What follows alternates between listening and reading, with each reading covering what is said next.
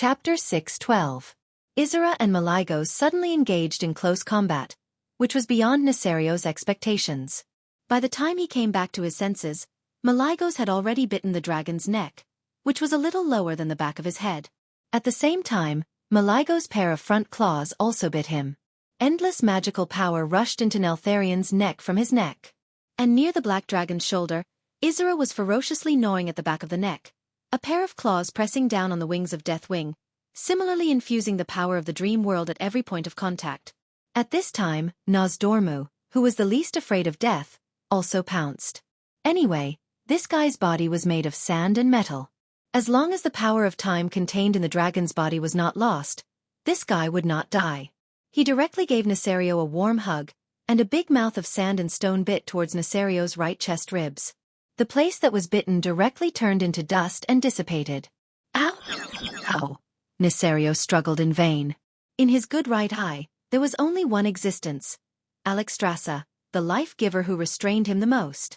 Unexpectedly, what she spat out was clearly a crimson dragon breath, but visually, it looked like she was spitting out a strange green flame. That was the color of life. The power to awaken the earth and make thousands of flowers bloom. A condescending dragon breath of life avoided Nozdormu's neck by a hair's breadth, and hit Neserio's left chest heavily. The former Earth Guardian let out the loudest wail since the start of the battle. In the next moment, his dragon blood, which was almost equivalent to super high-temperature flames, burst out from every wound on his body. Originally, this fatal blow could at least seriously injure the two dragon guardians behind him. However, Xueqi shouted, "Disperse!" at the critical moment. This allowed Isra and Malygos to escape. Nozdormu relied on his thick skin and flesh to dodge a little slower. In the end, he was shocked to find that Neserio's dragon blood had actually consumed a considerable part of his power of time. To him, this was his life. Nozdormu suddenly regretted it. Neltharion, who was covered in wounds and spewing dragon blood, plummeted from the sky. He smashed through the clouds like a comet, and crashed into the southern wall of the Rotterdam kingdom. His massive body easily shattered the sturdy wall that even the orc's strongest catapults could not destroy, as if it was a pile of building blocks. The falling black dragon instantly plowed a huge ravine that was more than 100 meters wide and more than a kilometer long on the grass between the southern city wall of Lordaeron and Lake Lordermere. The entire Rotterdam city seemed to be moaning in pain at this moment, and the southern city wall collapsed like dominoes, causing the ground to sink violently. This tremor was like a wave that spread in all directions. The buildings near the city walls let out the most violent explosion sounds before collapsing with a loud bang. This scene was many times more exaggerated than a plane crash. The falling Neltharion continued to advance southward on the wet riverbank like a raging wave. In the face of this terrifying momentum, the big tree that required two people to hug was even more fragile than a matchstick. It was easily broken and sent flying. The fallen Neltharion chewed on the mud in embarrassment while shoveling like a bulldozer from the city wall to Lake Lordermere. A huge wooden pier by the lake that could accommodate the largest battleship of the Alliance was directly smashed, and countless pieces of broken wood flew into the air. Neltharion, on the other hand, crashed into the lake. Bang! There was a thunderous sound. Neltharion's fall stirred up waves that were nearly 100 meters high. When the lake calmed down a little, the entire surface of the lake began to boil because of his ultra-high temperature, as if there was an erupting volcano at the bottom of the lake. The four dragon aspects looked at each other. The big sister, Alexstrasza, was extremely domineering. Drag him up and continue to kill him. Fighting in deep water had never been a wyvern's specialty. Firstly, this was not a true deep sea. Secondly, so what if the lake was more than 10 meters deep? Was the title of the King of Magic just a bluff? Malygos's eyes widened, and his pair of vertical pupils suddenly turned blue. Countless mysterious magic runes poured down from top to bottom in his water tank-sized pupils. A domineering roar reverberated through the entire sky, causing the ears of everyone in Rotterdam to buzz. I declare, this is a world of ice. It was a spectacle that would be unforgettable to any witness for the rest of their lives. It was a miracle that would be sung by every bard for thousands of years. Originally, there was only a thin layer of crushed ice on the surface of the lake, but when a blue and white shockwave spread all the way to the horizon, the crushed ice turned into thick ice. The unparalleled cold penetrated straight to the bottom of the lake, and in a few breaths, all the water within a radius of several kilometers turned into ice. Explode! It was another thunderous roar from Malygos. Crackle, crackle. The lake that had turned into ice suddenly let out a violent explosion, and then all the ice fragments rose into the air in a way that defied gravity, and quickly dissipated in the terrifying winter wind. No one could believe their eyes. Lake Lordemir, which the people of Rotterdam had seen for thousands of years, was gone. In its place was a huge white pit, and an extremely steep cliff of ice appeared where the horizon should have been. At the bottom of the pit near the original lake, a black dragon that was emitting high heat was moving with difficulty. No, it could already be included in the category of twitching before death. The four cheats, the four dragon aspects, flapped their wings and surrounded him again. East, south, north, and west, all four directions were closely watching Neltharion. It's over. Nesario, your shameless betrayal from 10,000 years ago will finally come to an end today. The Red Dragon Queen made a declaration of victory. For my spouse and my people. Malygos was still furious. You who have been destroyed in the River of Time will become my trophy. Nosdormu announced proudly. Sleep forever, my brother, Isra said calmly. Duque interrupted. Can you kill him quickly? I'm afraid there will be changes. There can't be any changes. Malygos rudely interrupted Duque's magical transmission. Duque, who was on the balcony of Rotterdam, curled his lips. Then do it. I don't want to fight the same boss 3 times. After blabbering for a while, the 4 dragon aspects finally made their move. They dismembered Nesario, and immediately realized that something was wrong. The surrounding environment was in a trance. Alexstrasza saw Neltharion come back from the dead and crush her eggs. Nosdormu saw the future bronze dragons coming back to attack him and his descendants. Malygos saw the destruction of the blue dragons once again. The 3 dragon aspects woke up at the same time. Isra, what are you doing? No, it's not me. Chapter 6:13. Duque, who was watching this scene through the magic eyes, face-bombed. These silly dragons were still blinded by hatred. If it weren't for the fact that he had to vent the anger in his heart, Nesario would have mastered the lying corpse swordsmanship long ago. Although it was reasonable for antagonists to die because they talked too much, from a different perspective, one had to understand that when their grudges that were deeper than the ocean and wider than the sky finally had a chance to be vented, no one would be willing to immediately kill off their opponent. Making a move first and then pretentiously reciting the eulogy was because their hatred wasn't deep enough. If you had been thinking about revenge every minute of every day for 10,000 years, you would definitely be crazier than Malygos, and you would be even more reluctant to kill Nesario immediately.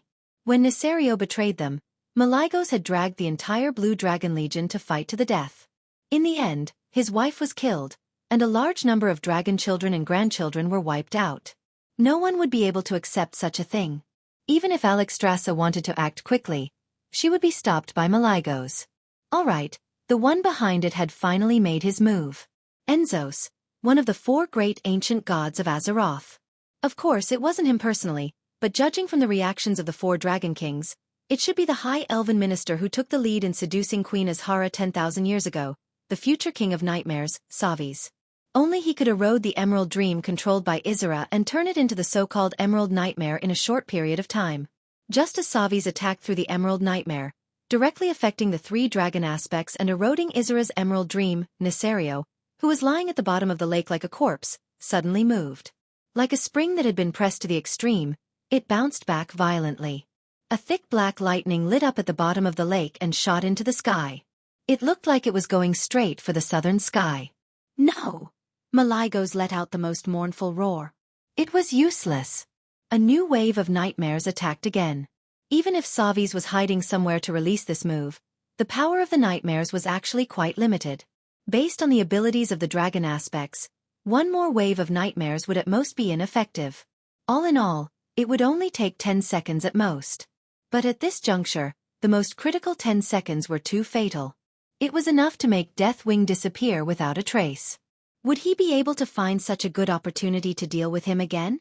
Duque couldn't imagine it. However, Duque was unwilling. Weren't the 4 dragon aspects too useless? I've painstakingly schemed and even used my transmigration cheat to set up such a perfect trap, yet you can't even kill Nesario. How am I supposed to continue working with you in the future? Unwilling. Indignant. But so what? Duque's heart was filled with grievance.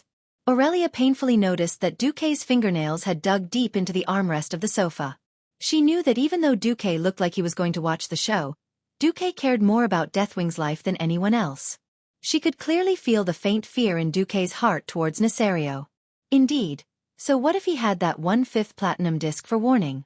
Deathwing's 10,000 years of notoriety was not just for show. If Nesario transformed into a human again and launched a sneak attack on Duque, who could guarantee that the 4 Dragon Kings would be able to support him in time? Even if they could save Duque, what about Duque's friends and family? What about Duque's territory? What about his subjects? Everything in the secular world was like a sand castle in front of this ferocious and unparalleled evil ancient dragon. To be honest, Duque definitely wanted Nesario to die more than anyone else. Aurelia really didn't want to see Duque, who was pretending to be relaxed, immersed in pain and fear. However, what could a mere mortal do? This wasn't something mortals could intervene in. At this moment, Duque suddenly noticed a small black dot above Nesario's forward airspace. It was a griffin. On the griffin, there was a man in golden armor. He was holding the golden Bible in his left hand and doing something that he had repeated thousands of times. He was praying. His armor was very different from the armor of the Knights of Rotterdam and any other country on the continent. Its right pauldron was a huge golden wing, and its right arm under the pauldron was carrying an incomparably heavy warhammer. The griffin he was riding let out a dissatisfied cry, complaining that he was too heavy. He completed his prayer and smiled at the griffin. "Big guy, after I go down, you can go back on your own. I should be dead for sure." There was no fear or uneasiness about death. There was only devotion to his faith. Along with his farewell words, the griffin seemed to feel the determination of its temporary master. It let out a low cry, as if wanting him to give up on this terrible idea. However, he ignored it. Bright golden light descended from above and enveloped the entire set of heavy white armor with golden edges. Soon, regardless of whether the armor was originally white, blue, or any other color, it all began to glow with golden light. He suddenly disappeared from the back of the griffin. He plummeted. His hammer, his armor, and his light merged into one, forming a dazzling golden comet. The comet was heading in the direction of Nesario's escape route. If there were no accidents, 2 rays of light, one black and one gold, would meet in mid-air in 3 seconds. Even though he was seriously injured, Nesario still had enough agility to avoid the paladin who jumped down from the sky to seek death. However, Nesario refused to dodge. "That's right. The 4 Dragon Kings can chase after me. Deathwing. How dare you, a mere human, stop me, the true overlord of the sky?" Nesario did not dodge. Instead, he opened his mouth and bit down. The walls of Rotterdam collapsed. At least 100,000 people in the city witnessed this scene, and almost everyone called out the name of this alliance hero. Uther! This great paladin once again showed the world his unparalleled courage. Not everyone had the courage to jump from a height of 1,000 meters. Not everyone had the courage to face the Deathwing head-on. Not everyone had the courage to face death generously. He dared to because his name was Uther. Without any suspense, the incomparably bright holy light in the eyes of humans was sent flying by Nesario. However, he bought himself 2 seconds. 2 precious seconds. But it was not enough. Aurelia was horrified to find that the person she loved the most had disappeared from her side. No one knew why Duque could teleport behind Uther in an instant. Anyway, under the watchful eyes of the entire city, a huge fist formed by arcane energy suddenly appeared. With an incomparably gorgeous right hook, it went through Nesario's blind spot and punched the black dragon's ugly face. "Nesario, you big." Nesario felt dizzy. When he came back to his senses, the 4 dragon aspects pounced on him again. By the time he came back to his senses, the 4 dragon aspects had pounced on him again. This time, no one could save Nesario. Chapter 6:14. Ever since his fall, Nesario had done countless sinister things in his life. He had been a traitor, betrayed his brothers, murdered his entire family, massacred cities with dragon breath, and killed many female black dragons. Perhaps he had thought of retribution, but he never thought that it would come from the insignificant race that he despised the most and should be erased from the entire planet. Humans. To be specific, that guy was called Duke Marcus. Ever since he failed to control Xueqi with his dragon scales and caused the 4 dragon aspects to hunt him down, he hated Xueqi. While he was seriously injured and unable to fight, he tried to sneak into the upper echelons of the alliance and obtain the identity of a king. It wasn't as if he didn't have the intention to trick Xueqi. It was just that he really didn't think that he would be tricked instead of being tricked. If he didn't bother to dodge Uther's attack, then Xueqi, who suddenly jumped out of the spatial rift behind Uther, was an attack that he couldn't dodge even if he wanted to. As an ancient dragon king with rich combat experience, after he was temporarily blinded, he kept swinging his head to trade time for space so that his right eye could see more things. This indirectly reduced the blind spot of his left eye. This was a very smart approach. Even Alexstrasza couldn't completely avoid his constantly changing and omnidirectional vision, but Xueqi managed to do it. The gigantic fist that was formed by countless arcane blasts punched over. If it was an ordinary hook, this blow would never have hit him. It should be said that even the arm of a giant couldn't hit Nesario easily. His unparalleled combat instincts allowed him to dodge any simple direct attack. However, the essence of Xueqi's punch was magical energy. In mid-air, this hook followed the movement of Nesario's dragon head, changing directions 18 times in less than a second. The fist kept blasting towards the left side of his face. "This is impossible." Nesario screamed in despair in his heart. The Black Dragon King knew very well that the paladin's attack just now was harmless. However, Xueqi's attack was definitely different. If such a rich magical power blasted his wound, it would definitely make him dizzy and miss his last chance to escape. No! Neltharion was terrified. He was terrified.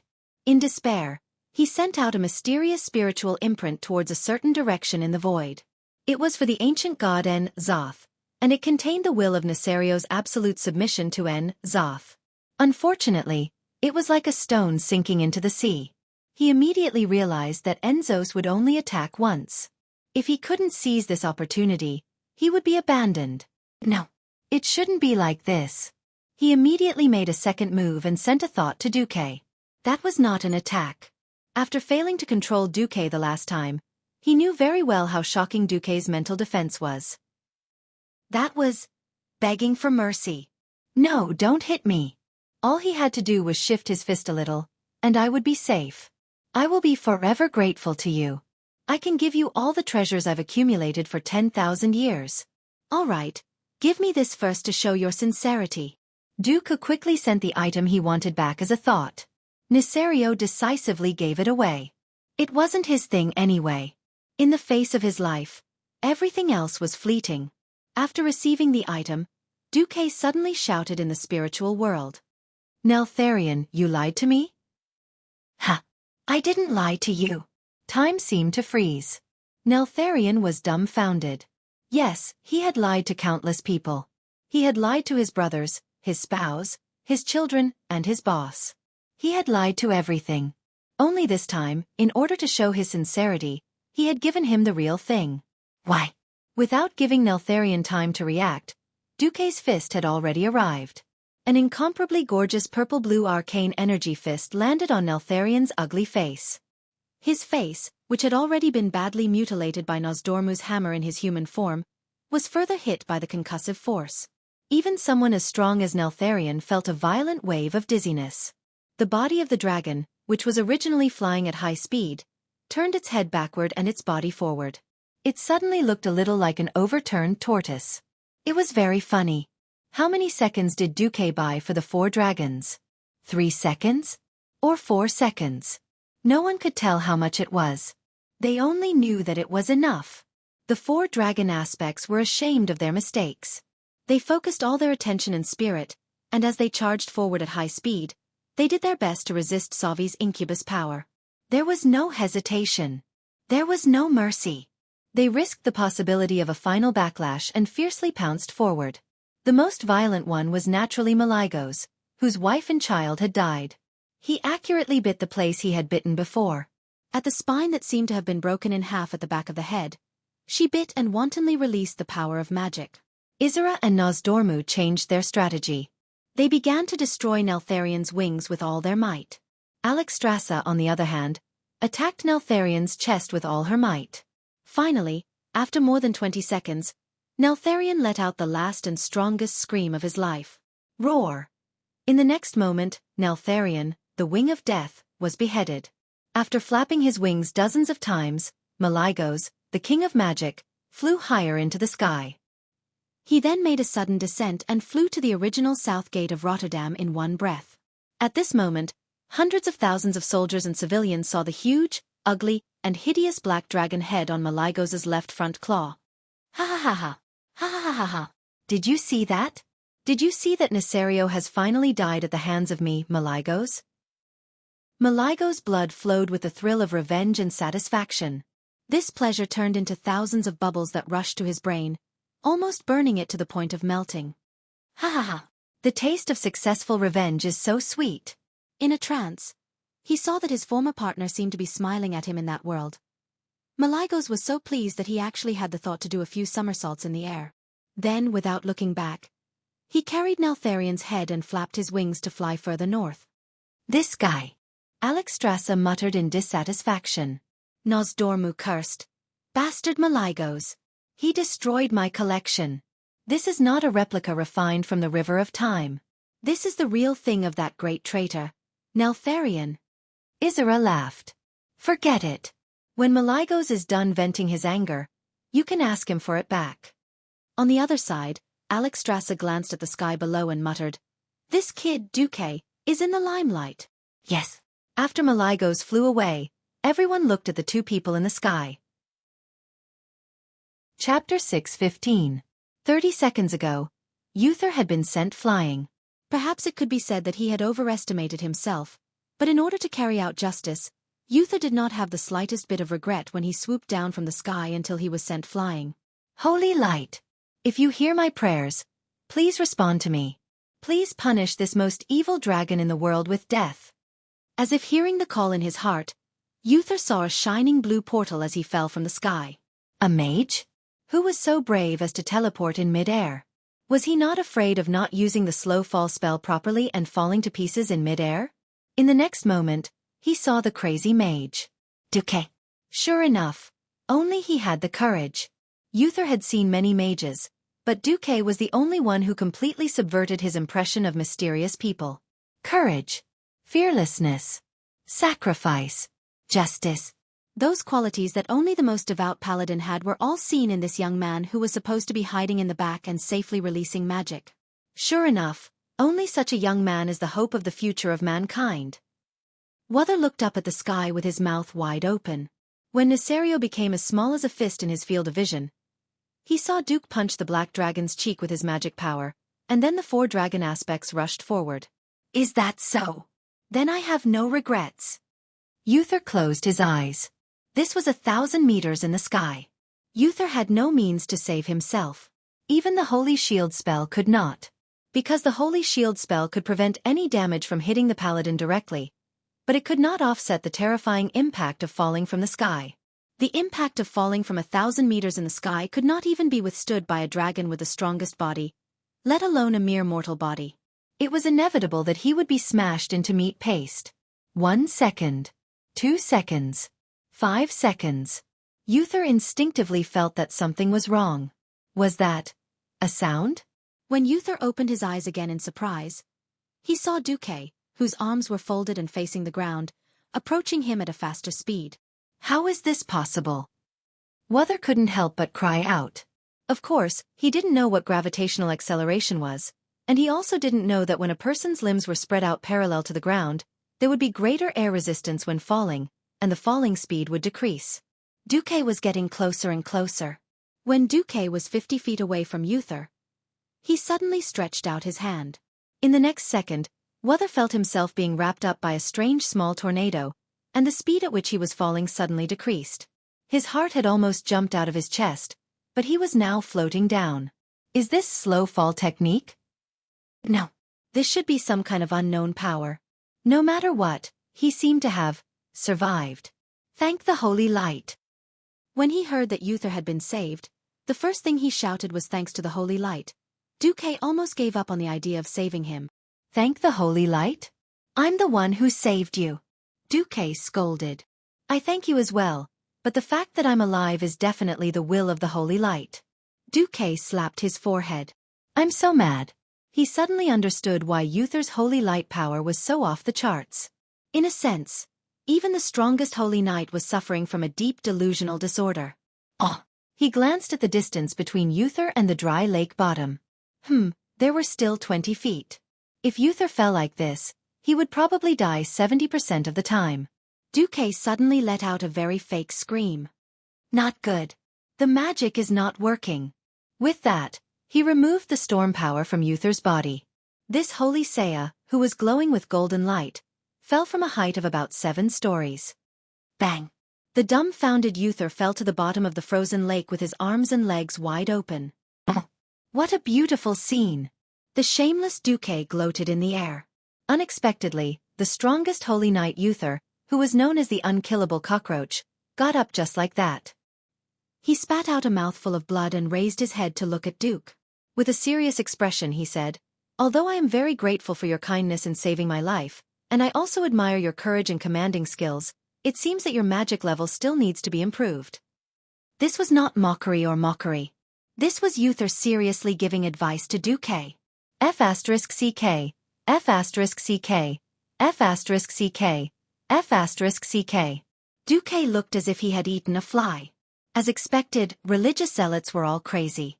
If you tried to compare intelligence with a crazy person, they would only drag your intelligence to the same level and then use their rich experience to defeat you.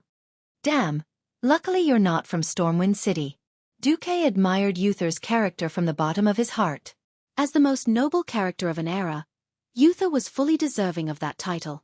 But whether to be friends with him or play happily with him was another matter. Slowly descending to Uther's side, Xueqi finally squeezed out a smile. Let's return in triumph, Uther. Shall we go together? Okay. The big hand in the silver gauntlet shook Xueqi's hand tightly. Can you not use so much force when shaking hands? Sorry. It was a triumphant return. This time, it was truly a triumphant return in every sense of the word. Although there were many twists and turns, and although there was a very unpleasant episode, no matter what, the fall of an evil dragon that had scourged the world for tens of thousands of years was something to be celebrated. When they saw Xueqi and Uther walk up from the bottom of the frozen lake and walk to the shore, the whole of Lordaeron was boiling with excitement. You guys are amazing. Well done. You are indeed true heroes. Long live the dragon slayer Xueqi. Long live the light envoy Uther. Who was it that deserved the cheers of hundreds of thousands of people? Who could ignore national boundaries and races and be worshipped by people all over the world? Since ancient times, there was only one kind of person who could enjoy such treatment. This kind of person was called a hero. When Nesario's acid enveloped the entire city, and all the mortals were powerless to do anything, when the evil dragon that easily destroyed hundreds of meters of the city wall was about to escape, when punishing evil failed, and the righteous and kind people were worried that they would be retaliated against in the future, who was it that stopped the terrifying Black Dragon King that transcended the mortal world? It was Uther. It was Duke Marcus. Some kings reigned for decades, and history books might not necessarily record their names. Some heroes fought bravely for dozens of seconds, but history books were destined to have a very thick page. This was a hero. A hero who, as a mortal, had done a feat that transcended the mortal world. Xueqi. Sasha, who rushed out of the city, rushed up, and so did Aurelia. Servanas watched quietly from behind. She suddenly realized that it was already very difficult to find a hero as a partner like her own sisters. It was even more difficult to find a great hero who surpassed Xueqi as a partner. Chapter 6:16. Lordaeron City was in an uproar, and cheers rose and fell like a tsunami, lasting for a long time. It was precisely because he didn't have the guts that people praised Uther's true courage. It was precisely because he couldn't do it that everyone eulogized the magnificence of Xueqi's magic fist.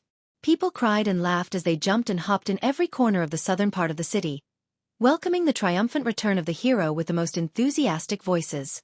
That's right, the main force behind the death of the Wing of Death Nesario was the 4 ancient dragon aspects.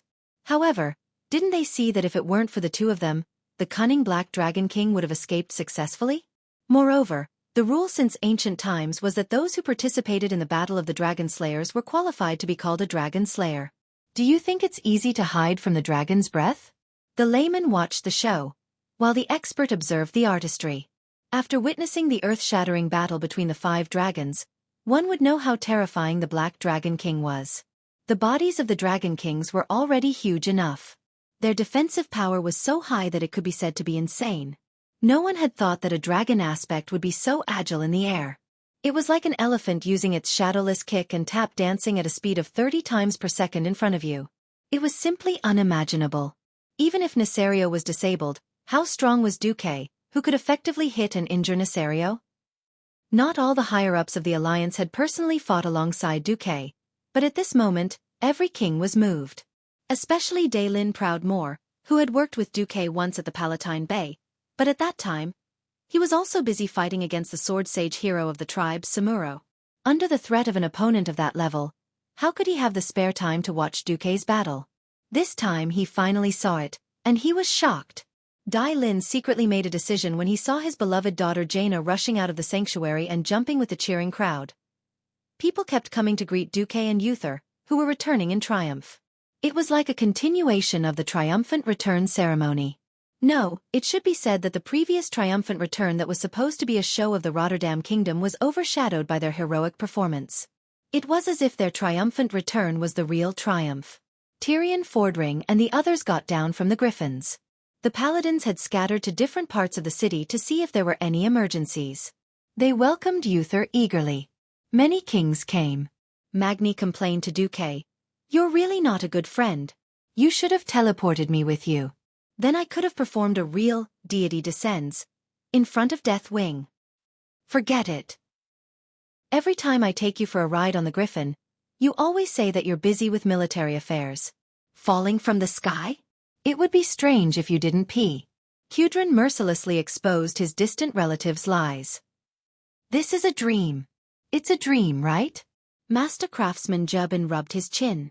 "If it wasn't for you, Xueqi, Uther would have been dead. I'm considering whether to equip every Griffin Knight with a high-altitude escape device." Xueqi's facial muscles twitched. It had to be said that in Azeroth, where technology was rampant, there really were a lot of engineering equipment for jumping off buildings. At this time, most of the kings and representatives of the Alliance had arrived. "Where's Xion?" Lang secretly asked Salas. King Salas replied angrily, "He's still in the cave." Antonidas whispered to everyone, "Princess Kalia seems to have died. Terenas is grieving." Salas was stunned. Wasn't it Xueqi who saved the princess? After that, Xueqi handed the princess over to a group of royal guards. A few minutes later, unfortunately, the princess was hit by a ball of acid. "That's a pity." The kings all sighed softly. No one knew that the beautiful princess in their hearts had already begun her journey around the world. At this time, the crowd around Xueqi suddenly parted. Even Terenas wouldn't have received such treatment if he had come personally. There was only one person who could make the kings give way. Archbishop of the Holy Light, Alonso's Fail. Praise the Holy Light. Looking at Uther, who was kneeling on one knee, Alonso showed a satisfied expression. Uther was indeed the disciple he admired the most. The only one who could perfectly combine the Holy Light with combat was Uther. The new profession that he had created on a whim had now become the mainstay of the Alliance. "This is all the guidance of the Holy Light." Uther bowed his head deeply. Alonso's walked over and stopped in front of Xueqi. He smiled and said, "The two of you worked together to defeat the Wing of Death, and the world was inspired. This time, in order to better spread the Holy Light and courage in the world, may I ask if you can give a portion of this achievement to Uther?" Xueqi was stunned, and then smiled. "Without Uther's cover, I would not have been able to hit Nesario at all. This is only natural. Thank you for your generosity."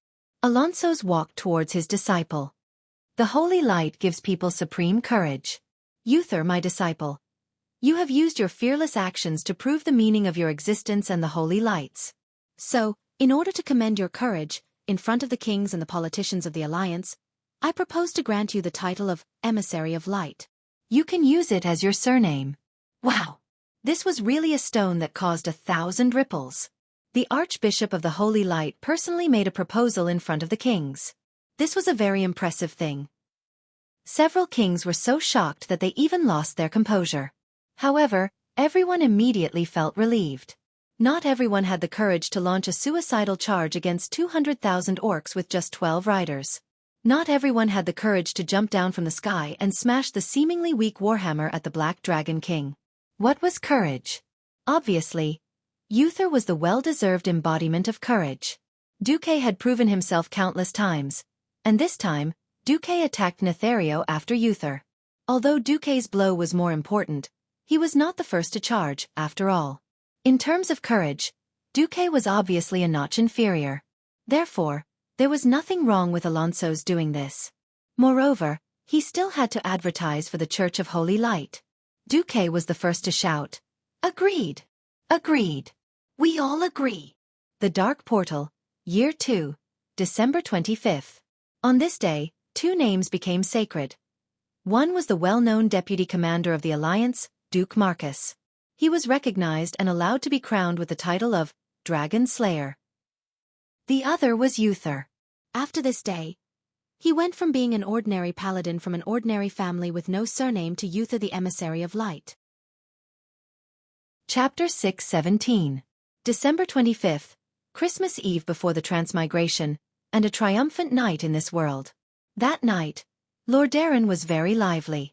Countless people were celebrating the fall of the evil dragon Deathwing, but this celebration was destined to have nothing to do with the Lordaeron royal family. A mourning flag was hung on the tallest remaining tower of the Lordaeron royal palace. The beautiful Princess Kalia Menethil had died, and not even her body was left behind.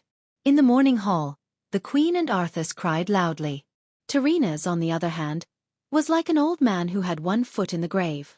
He sat in the corner of the mourning hall, looking at the empty coffin and the gemstone necklace that Kalia wore in the morning. Lordaeron had suffered a double blow today. First, Kalia's death. Second, in the afternoon, Gilnis, who seemed to be the most supportive of Lordaeron, suddenly announced that he was leaving the Lordaeron alliance. However, this news had not spread to the public yet.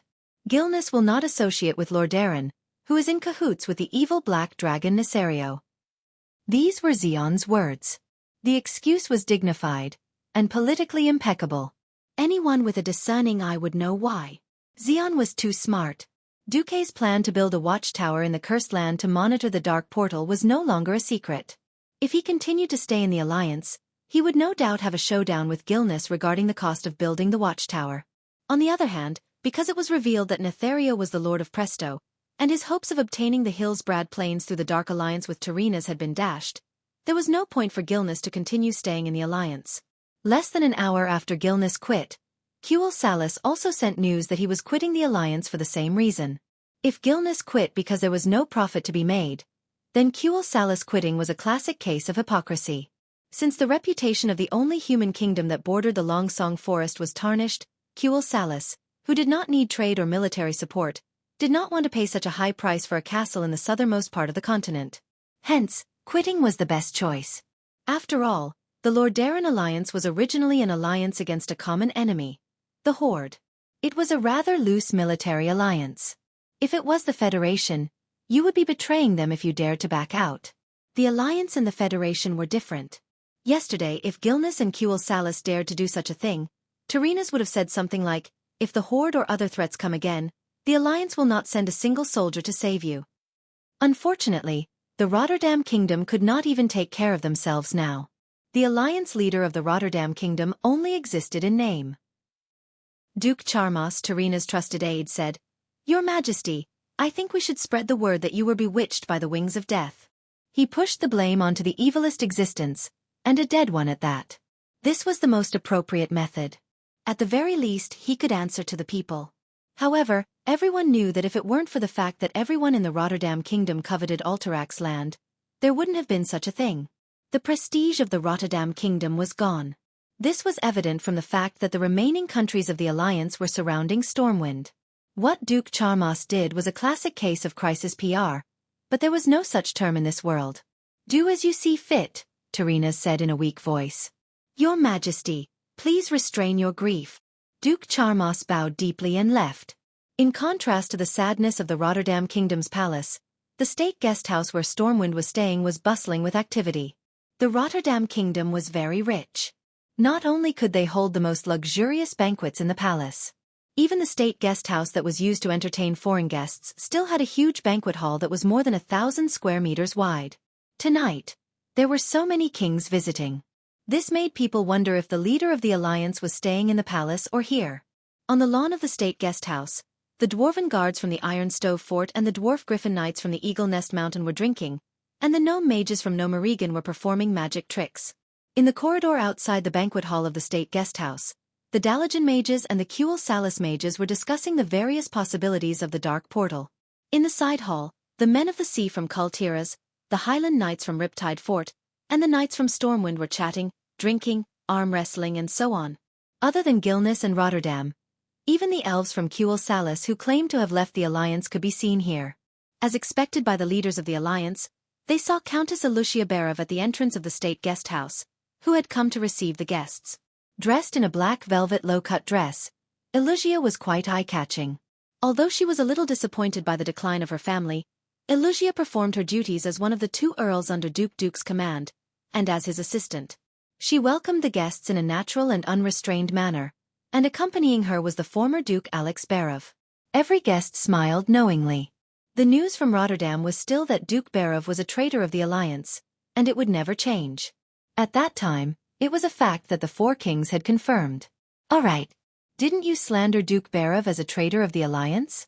Now I, Duque, will put the former Duke Berov in an important position in front of you. Yes, this was a slap in the face for the Rotterdam. Even if the Rotterdam was already miserable enough now. Tonight's banquet was naturally a gathering of the big shots of the alliance. Even though they did not agree on politics before, Duque still allowed Antonidas and Kale, that's to come over. Near the circle of the alliance's higher-ups, no one dared to approach more than 10 meters away. Lang was the first to speak. Duque, just tell everyone the truth. What are you going to do about the dark portal? No one has the confidence to build a huge fortress in that desolate place. Almost all the big shots of the alliance nodded.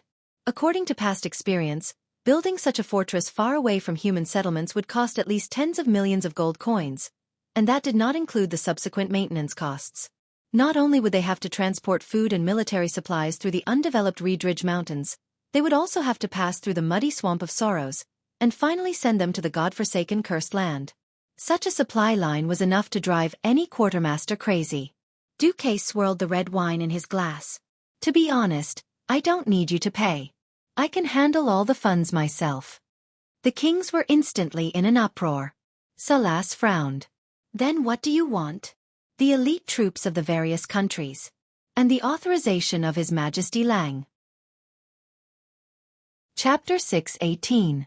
Authorization. Lang was stunned. Yes, Your Majesty. I want you to authorize me to be the Lord of Sorrows. If I succeed in controlling the Swamp of Sorrows, it will become my fief. I want to use it as a foundation to build a complex defense line that spans several regions and has strategic depth. The kings were in an uproar again. In terms of area, if Duque really had so many fiefs, even if he established an independent country, his territory alone would surpass Gilnis, which was third in the alliance. He would become a human country second only to Stormwind. But everyone knew that apart from East Elwyn Forest, which was more fertile, East Twilight Forest and Reed Ridge Mountains Lake of Tranquility were only average. As for Upwind Path and Sorrowful Swamp, they were places no one in their right mind would want to live in. The Twilight Forest was too gloomy and dark all year round. The Reed Ridge Mountain was too barren to grow many crops. Against the Wind Path was barren after the explosion. The Swamp of Sorrow was filled with monsters. Moreover, there were many orcs who couldn't make it back to the dark portal in time and were trapped in the swamp. Duke wanted to use his own wealth to help the alliance take on the task of acting as a barrier. Duque had already made a name for himself, and he could do nothing but guard his territory and be a rich man. But now, he was resolutely taking on the most difficult and tiring task. For a moment, the eyes of the big shots of the alliance were a little wet. Even Antonida's eyes were full of tears, and his mouth moved a few times. Duque, you've worked hard. Duque shrugged. I can't help it. Lang gave me the territory closest to the dark portal. Lang wiped the corners of his eyes. Don't throw dirty water at me. Just say the word, and the western wilderness, which has become 1,000 miles of fertile land, will be yours. Anduin Lothar stepped forward, his burly figure very oppressive. Yes, I'll swap places with you. I'm a warrior who only knows how to fight. It seems that only someone like me is suitable to guard the border. It would be a great waste of your abilities to put you in the blasted land.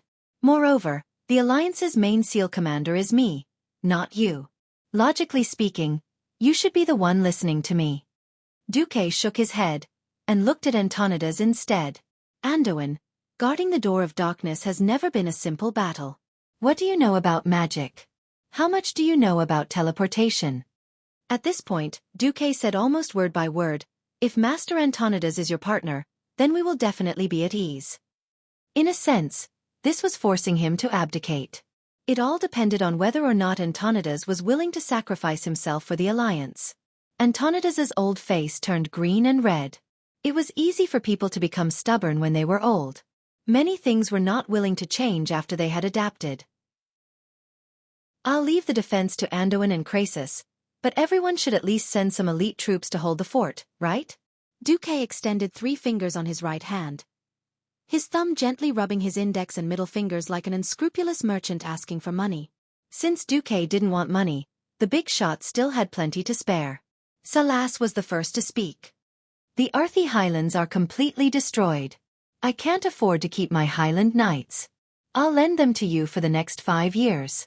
The Highland Knights of the Rapid Water Stronghold were publicly recognized as the fiercest in the Alliance.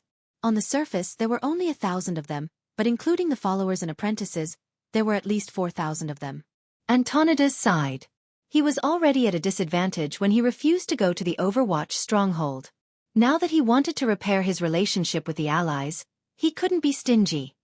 I guarantee that there'll be at least 1.5 mages in the Overwatch Stronghold all year round, but they have to be rotated.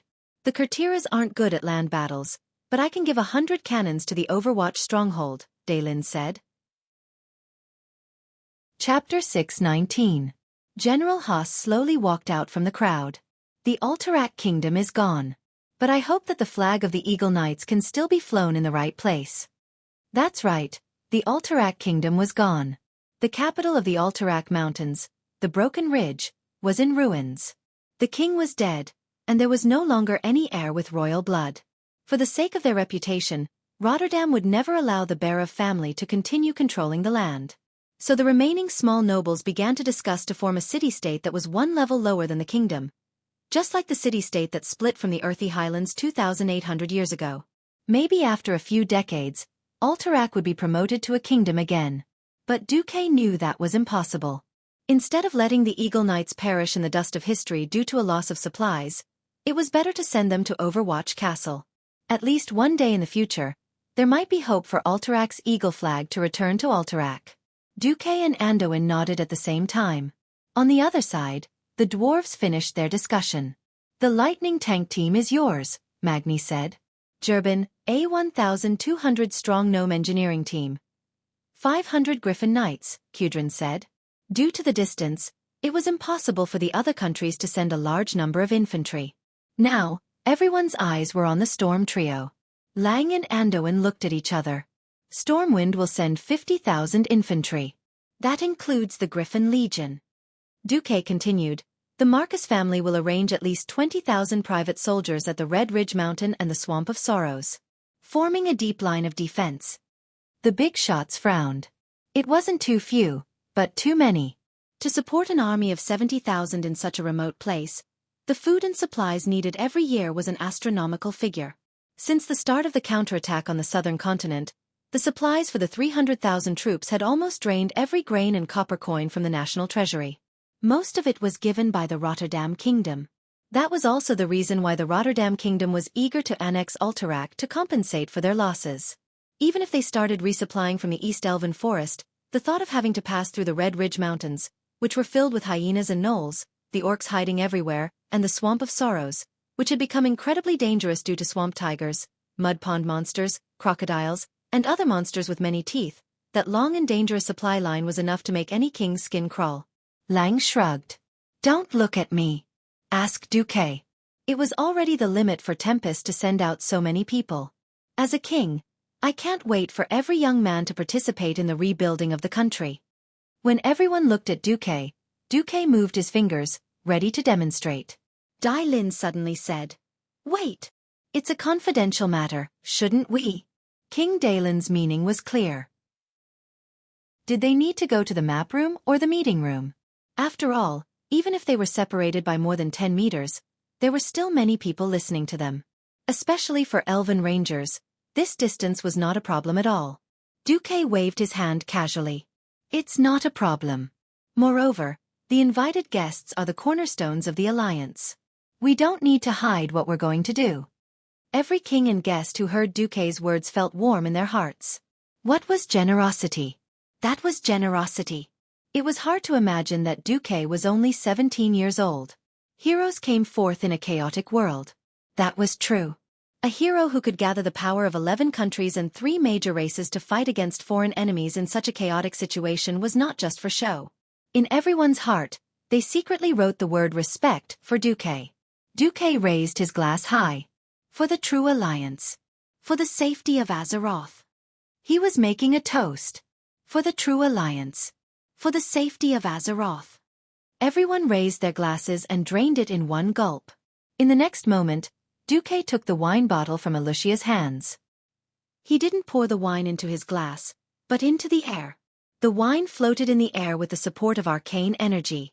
Under the shocked gazes of all the kings, it actually turned into a sand table that moved up and down according to the terrain. Everyone saw the elven forest, the Reed Ridge Mountains, the Swamp of Sorrows, and the Cursed Land. Then, a golden belt set off from Stormwind City, passing through 4 regions and arriving at the highlands northeast of the Cursed Land where the Griffin Legion was currently camped. This is... Salas muttered to himself. Then, with a point of Xueqi's finger, a part of the belt quickly enlarged, becoming a model the size of a water tank in front of the kings. At first glance, it looked like a huge metal lump, a little like the steam tanks of the dwarves. Magni thought of something, but he wasn't sure. Xueqi's deep voice confirmed Magni's guess. Technology has changed the world. The steam tanks that the dwarves of Iron Stove Castle like to use have greatly inspired me. What if I use steam tanks to transport people and supplies? Hey, I'm not bragging, but a tank can carry at least 5 carriages of people or goods, Noxus said, trying to provoke Magni. Don't say I didn't remind everyone. The dwarves have a very high chance of collapsing.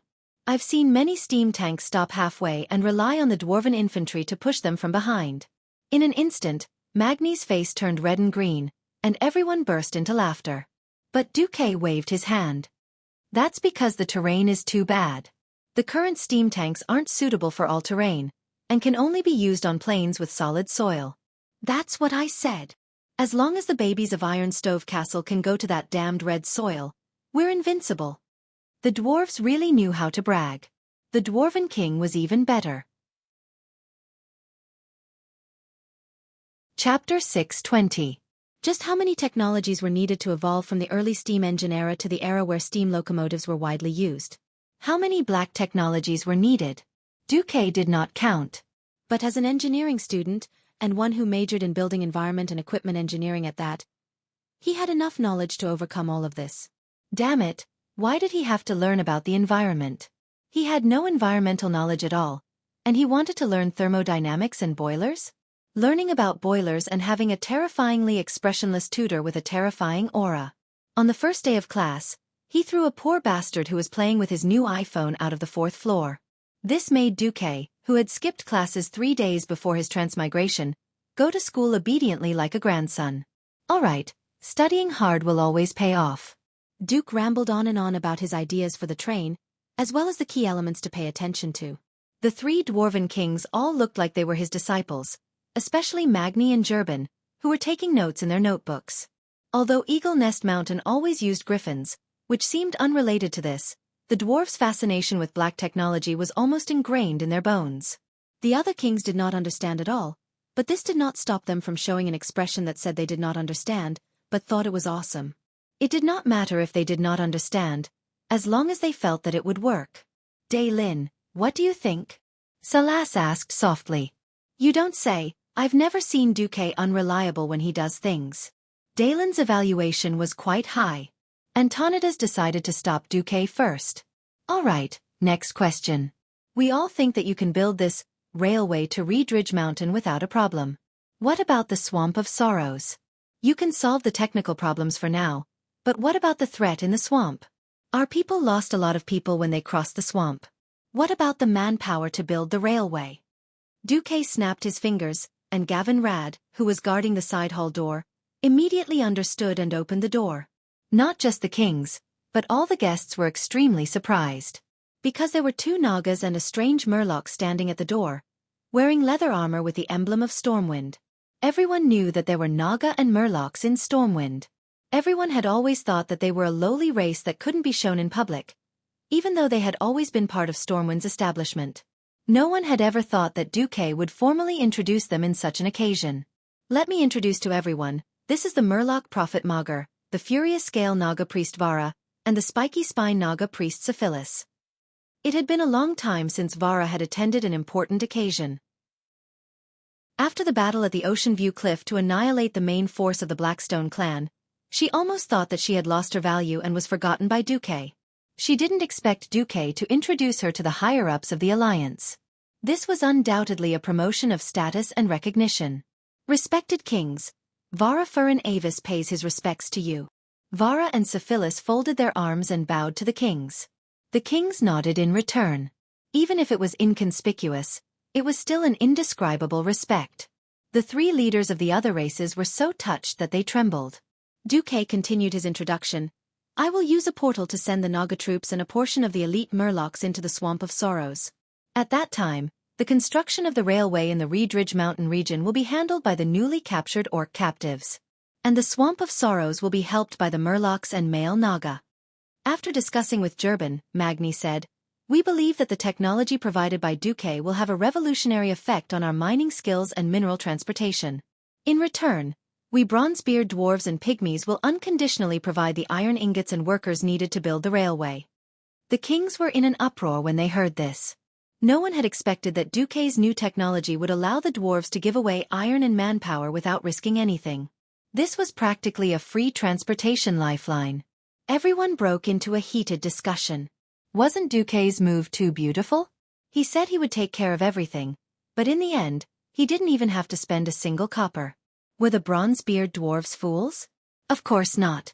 Didn't they see how the Iron Furnace Castle dwarves wouldn't act until they saw the rabbit? After hundreds of years of dealing with the dwarves, everyone knew that they were unexpectedly shrewd under their boorish appearance.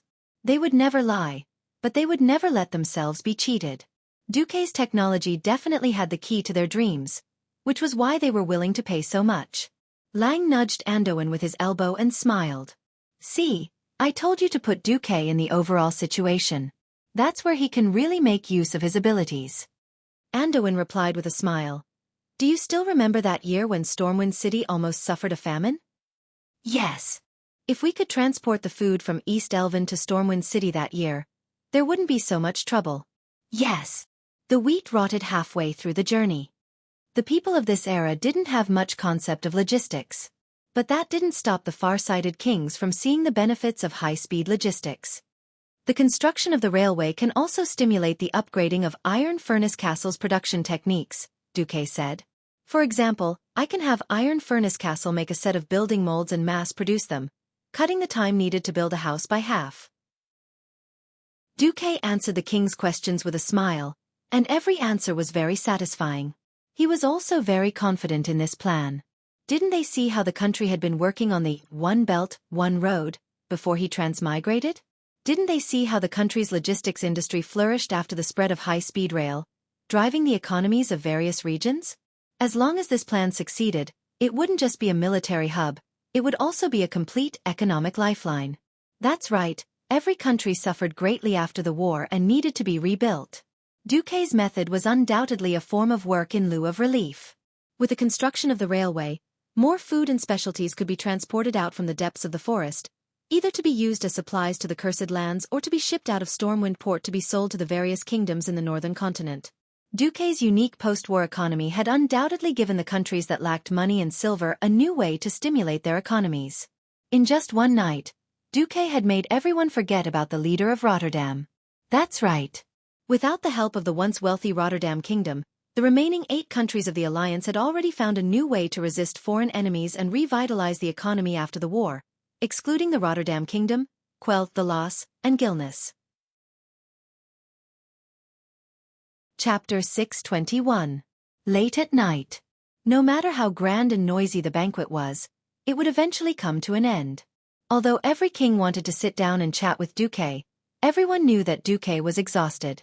That night, those bastard kings had forced Xueqi to drink a lot. When they walked out of the banquet hall and reached the corridor, blurg, apart from Antonidas and Kale, there were a total of 6 kings and 2 commanders of the alliance. These 8 super big shots in the alliance could make the mainland tremble just by moving their legs. They lined up in a row from tall to short. Everyone bent down, stretched out their hands to support a tree, and kept spitting at the roots. The 8 big shots of the alliance vomited together. It was a spectacular scene. Every noble who saw this had a tragic expression on their faces. They really wanted to say that they didn't know these guys who ruined the image of the nobles. It wouldn't matter if they were other kings, but this was the dark history of the 8 big shots of the alliance, including their boss. Whoever dared to expose them would die. No one would dare to bury them even if they died. Xueqi. He also vomited on Aurelia, who had come over to support him, all over her dress. Aurelia was so angry that she almost went crazy. You can hug the tree to sleep tonight. With that, he left angrily. Under normal circumstances, Sasha, who had recently awakened her wife-like personality, would never abandon Xueqi. Unfortunately, Xueqi vomited on trees. Sasha said in a low voice with a regretful tone, "The trees will die if you do this." Well, the trees could be watered, but it would be tragic if they got vomit with high levels of alcohol. Xueqi suddenly understood why bars that mainly sold alcohol didn't have any indoor plants. It turned out that the drunkards had vomited to death one after another, so much so that the owner had given up on treatment. Xueqi was very sad. Tears welled up in his eyes. Wasn't it supposed to be a 1v2 to celebrate their victory? Both of them had run away. What was there to vie for? With great difficulty, the big shots of the alliance of drunkards finally left with the help of their assistants. This was not the end. Just as Xueqi returned to his room, exhausted, Gavin Rad suddenly came up to him and said, "Sorry, there's a big shot waiting for you inside." The strange expression on the Holy Knight's face immediately let Xueqi know who was inside. "Open the door." "Goo goo goo. Ah, it's delicious." Her beautiful face, towering breasts, elastic waist, white thighs and sleepy half-drunk eyes were all enough to make a male who didn't know anything go crazy. Xueqi said decisively, "I'm sorry, I've gone the wrong way." Pang. He turned around and closed the door. What a joke. This fellow was drunk again. A drunk red dragon queen was not to be trifled with. At this time, there were no threatening words coming from the room, but a magnetic female voice floated out. "Is that so? It was a waste of my effort to deliver the prize for killing Nesario. Don't loot the boss. This was a crime. This was sin. Xueqi. Even if you are a black hand. Even if you are black to the end. Even if you have to loot the corpse." Xueqi decisively opened the door again, rubbed his hands, and put on a flattering smile. "Oh, it's our most beautiful queen Alexstrasza. Sorry, you're too beautiful. I thought you were a princess who climbed into my bed. Sorry, there's a lot of gossip when you're popular." Alexstrasza was lying on her side, her right hand supporting her head as she lay on Xueqi's bed. She revealed a playful expression. "Is that so? Of course. May I ask, what prize do I get this time?" Xueqi pricked up his ears. Her Majesty the Queen took a sip of the red wine. She must have done it on purpose. The scarlet wine flowed down her sharp chin. It flowed down her beautiful swan-like neck, past her delicate collarbone, and finally into the deep dragon valley. Gulp. The immoral Xueqi swallowed his saliva. Alexstrasza deliberately teased Xueqi. "The prize is me." A cold wind blew past, and Xueqi sobered up. He said righteously, "Sorry, I don't want to die yet." After saying that, he turned around and wanted to leave. But this time, he couldn't leave even if he wanted to. The door in front of them was suddenly engulfed in extremely hot flames. If he really wanted to go out, he would be like a moth flying into a flame. As Xueqi gritted his teeth, he suddenly found a pair of soft but not lacking in strength and beauty had wrapped around his neck from behind. The extremely elastic and oppressive long jifeng was already pressing against his back. Xueqi felt as if he had been petrified. His whole body was stiff, and he didn't dare to move. Damn, the drunk red dragon queen was not to be trifled with. Alexstrasza blew into Duque's ear like orchids. Oh no, like wine. It made all the hairs on Duque's body stand on end. Sensing Duque's reaction, the queen didn't seem to be as drunk as last time. Humph. How boring. It's rare to kill that traitor Nesario, so I want to celebrate with you. Humph. I'm not in the mood now. Alexstrasza dodged from behind Duque and jumped onto Duque's velvet mattress. She rolled around contentedly, and finally made a somewhat indecent pose. Duque didn't dare to pounce on her because the queen was basically awake. If he dared to cross the line, she would probably send him a dragon breath. All right. I'm here today to give you my spoils of war. After saying that, Alexstrasza raised her hand, and a lot of mysterious and gorgeous equipment appeared beside Duque's bed. Duque noticed that there was at least one staff. Duque was so excited that he couldn't believe his eyes. The staff had a mysterious blue color as its core, and the top of the staff was like an overlapping V. The entire staff gave off the feeling that it was made of lava that was fished out from the depths of the earth. At the core of the staff was a mysterious blue-black lava ball that was constantly rotating. In Duque's memory, there was only one staff that matched such a strange shape, tied a hack step of time. Duque pounced on it excitedly and picked up the staff. Almost at the instant his palm touched the staff, Duque felt that the magic circuit in his body had more than doubled in speed. The biggest selling point of this staff was the addition of haste. Not only the owner, but even the magicians around him could enjoy it at the same time. If he wanted to set off a magic storm, choosing this staff was definitely the right choice. This. Duque was so excited that he almost lost the ability to speak. Humph. Look at how happy you are. You're so useless. Come to me and Malygos later. We each have a prize for you. Actually, Isra has a prize for you too, but she's busy dealing with the evil corruption in the Emerald Dream. The only despicable one is Nozdormu. He actually said that letting you off for your crimes is the biggest prize. Chapter 622. Prizes? There are other prizes? Duque was so happy that his heart was about to fly out of his chest. Of course, the most important thing was Nozdorm's attitude. Alexstrasza did not understand, but how could Duque not understand? Nozdorm had taken the blame for him, a transmigrator, willfully changing the course of history. The biggest and most crucial factor was naturally Neltharion's life. 10,000 years ago, the 5 companions who had agreed to be on equal footing had been reduced to dust because of Neltharion's betrayal.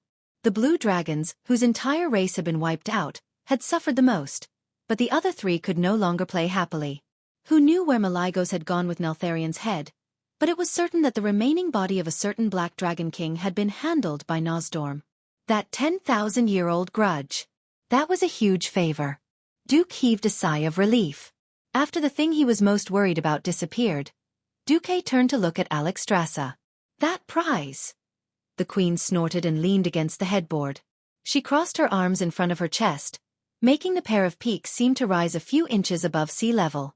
She crossed her legs comfortably and swung her little feet. The bright red nails on her toes were very eye-catching even in the dark. The promised tree of life will not be less. But the real prize will only be officially given to you in front of the 4 major dragon clans after you arrive at the Dragon's Rest Temple. Oh, the Dragon's Rest Temple is the holy land of our dragon clan. This place was established at the beginning of the birth of Azeroth. The queen snapped her fingers, and a fiery red light quickly flew over and disappeared between her eyebrows. Duque was slightly stunned. This was the spatial coordinates of the Dragon's Rest Temple located on the northern ice continent of the world of Azeroth. With it, he could directly open the teleportation door and go there. The coordinates of Northrend? I seem to be able to do something. While Duque was thinking, the queen continued to speak. I wanted you to come directly. However, I discussed it with the other dragons. The fall of Nesario is such a huge matter that we can't just end it like that. After Malygos has vented his anger, the 4 dragons will hold a solemn ceremony to nail Nesario's head to the temple. This is not only a declaration to the entire world, but also a warning to all the dragons with the fate of the traitors. Never abandon your duty and never forget your original intentions. Duque sighed. It had been hard on these adorable dragon aspects for more than 20,000 years. Even though 4 of the 5 great dragon kings had tragically fallen in the original history, the more Duque integrated into this world, the more he felt that these dragon aspects had not had it easy. Alexstrasza did a carp flip and bounced up. She walked to the balcony and casually flipped her fiery red hair. The moonlight shone on her shoulder-length red hair, making people feel as if she was bathing in flames. Yo, you must be tired tonight. I'll be leaving first. Wait. Xueqi suddenly said. Can you tell me what your prize is? This makes my heart itch. Xueqi also knew that asking what the prize was in advance would make him less expectant, but he was itching to know. Pfft. Alexstrasza smiled brightly. Do you really want to know? All right then, beg me. Xueqi bared his teeth. Damn it, do you think it's easy for me? Not only did I rescue you, but I also helped you get rid of your nemesis, Nesario. I was so ruthless that I didn't even care if there would be a cataclysm in the future. Are you still King kidding me? Xueqi put on a serious face, put his hands behind his back, and looked up. There was only the moonlight in his eyes. Who knew that Alexstrasza, the enthusiastic and familiar person, would come over and hug Xueqi? Her fiery red lips parted slightly, and she blew hot air on Xueqi's earlobe with a hint of alcohol. I hate tragedies the most. Seeing two beautiful elven girls with a lifespan of thousands of years have to have a passionate but short-lived love with a short-lived human who only has a lifespan of 100 years makes me very unhappy. Xueqi's heart suddenly jumped. His heartbeat was so intense that he didn't even notice that he had stopped breathing. Suddenly, Alexstrasza let go of Xueqi and did a gorgeous 360-degree turn in front of Xueqi. Her left hand was on her waist. She raised her right hand, and her elbow was level with her lower abdomen. Her jade-like hand formed a beautiful arc, and her slender jade-like finger pointed at her collarbone above her right chest. There was an indescribable arrogance and coldness in the queen's expression. Who do you think I am? I am the life-giver, Alexstrasza. Hiss. Xueqi finally remembered to breathe. He took a deep breath of cold air. He wanted to calm himself down and listen to the next announcement from the queen. The queen proudly raised her right hand. Her beautiful face that was surrounded by fiery red showed an expression that wasn't a smile.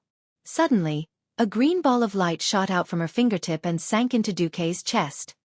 It's a pity that such an interesting human like you is bound by the limited physiological limits of a human. As a reward for saving me from imprisonment, I, the Red Dragon Queen Alexstrasza, hereby declare to the world of Azeroth that I will grant Duke Marcus eternal youth. As long as you are alive, your body will remain at its strongest state when you are 18 years old. Unless your head is cut off, even if you suffer a fatal injury in the eyes of ordinary people, the life energy I will grant you will slowly spread and heal all forms of your injuries. Eternal youth? Unlimited recovery? Originally, this reward was enough to make Xueqi ecstatic. There was an even bigger surprise to come. I declare, the Guardian of Time, Nosdormu, grants eternal life to Xueqi. Until the destruction of the world of Azeroth, or the destruction of the Dragon Slumber Temple. Not only you, Nosdormu will also grant you 7 spots of eternal life. You can choose to give them to your family, loved ones, friends, or anyone else that you think is suitable. Oh yes! Xueqi. Xueqi was really excited. It wasn't that he didn't think of getting benefits from Alexstrasza, but he really didn't think that he would have eternal life one day. And not only him, but 7 of his loved ones could also benefit. Xueqi was so happy that he was going crazy. This is real? Why would I lie to you? I was the one who got Nosdormu's spots of eternal life. It's not like that thing is immortal. You and your 7 loved ones just won't get sick and won't age, but you will still die if your head explodes. Back then, Nosdormu gave the Guardian of the World Tree, the Night Elves in your mouth, the same reward. I just added a life recovery for you. The Queen's subtext was that Nosdormu could give the entire Night Elves eternal life without a problem. It wouldn't matter if there were more of them. Ha! Wait, this is just the reward for saving me. Doesn't that mean there's also the reward for killing Nesario? Chapter 623. The Queen's eyes sparkled. Of course, we dragons clearly distinguish between gratitude and grudges. Saving me is one thing, helping the dragons to ambush and kill Nesario is another. The reward is, of course, points. Open. Yes. Alexstrasza emphasized each word with a pause. It was a different kind of charm. Xueqi was overjoyed. Saving the queen was already the reward of eternal life. How rich would the reward of killing the traitor of the dragons, Deathwing, be? If it were not for his image, Xueqi would definitely be drooling. Seeing that Xueqi looked like he was about to pounce on her and kiss her, Alexstrasza pretended to be disgusted. Humph.